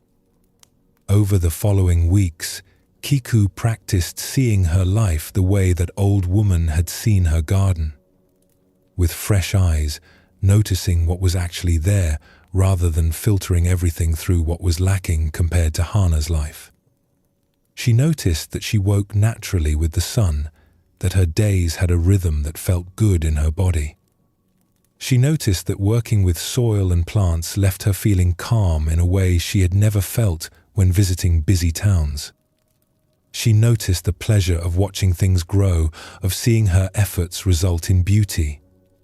She noticed her house, while simple, was comfortable and easy to maintain. She had enough space for what she needed, and she wasn't spending hours cleaning rooms she didn't use. She had neighbors she had known for years, people who would help if she needed it and whom she helped in turn. Her income was modest, yes, but she had enough. Food on her table, a solid roof, warm clothes for winter, a little extra to save. She wasn't wealthy, but she wasn't struggling either. She was living adequately, comfortably even, when she wasn't measuring her life against someone else's. The next time Hannah visited, Kiku listened to her stories with less resentment. She could appreciate that Hannah enjoyed her life without feeling that her own life was therefore inadequate. They were different lives, both with their own satisfactions and difficulties. "Don't you ever wish you had more?" Hannah asked at one point. "Your life seems so quiet." Kiku thought about this. "I used to, especially after your visits. I would think about all the things I didn't have. But I've realized that I have enough. This garden, this work, this life. It's enough for me. But don't you want to travel, see new places?" "Sometimes I'm curious about other places. But I'm also content here. There's always something new in the garden, even though it's the same ground every year. Different flowers each season, different light each day. I think I was looking so much at what I didn't have that I stopped seeing the richness of what I do have." Years passed, and Kiku continued her simple work with her flowers. Hannah continued her more elaborate life in town. Both were content in their different ways. Kiku never became wealthy, never traveled to distant places, never lived the kind of life Hannah had. But she had stopped feeling that her life was lacking because it was different. When younger gardeners would come to learn from her, struggling with their own feelings of dissatisfaction, she would tell them about the time when she couldn't see the beauty of her own garden. We're trained to always want more, she would say. To believe that satisfaction is always just ahead, in the next acquisition, the next achievement, the next change. But satisfaction isn't an amount to reach. It's a way of seeing what's already here. I grow the same flowers my mother grew on the same plot of land. Nothing dramatic or special. But when I see it clearly, it's enough. It's actually quite wonderful. The enough was here all along. Kiku's story shows how comparison can blind us to our own abundance. Before Hana's visits, Kiku had been content. She had enough and knew it. But exposure to her cousin's different life created a sense of lack that hadn't existed before. Suddenly, what had been sufficient seemed inadequate. This is what comparison does. It takes our actual situation, which may be perfectly workable, and makes it seem deficient by measuring it against something else. Kiku's life hadn't changed. Her circumstances were the same.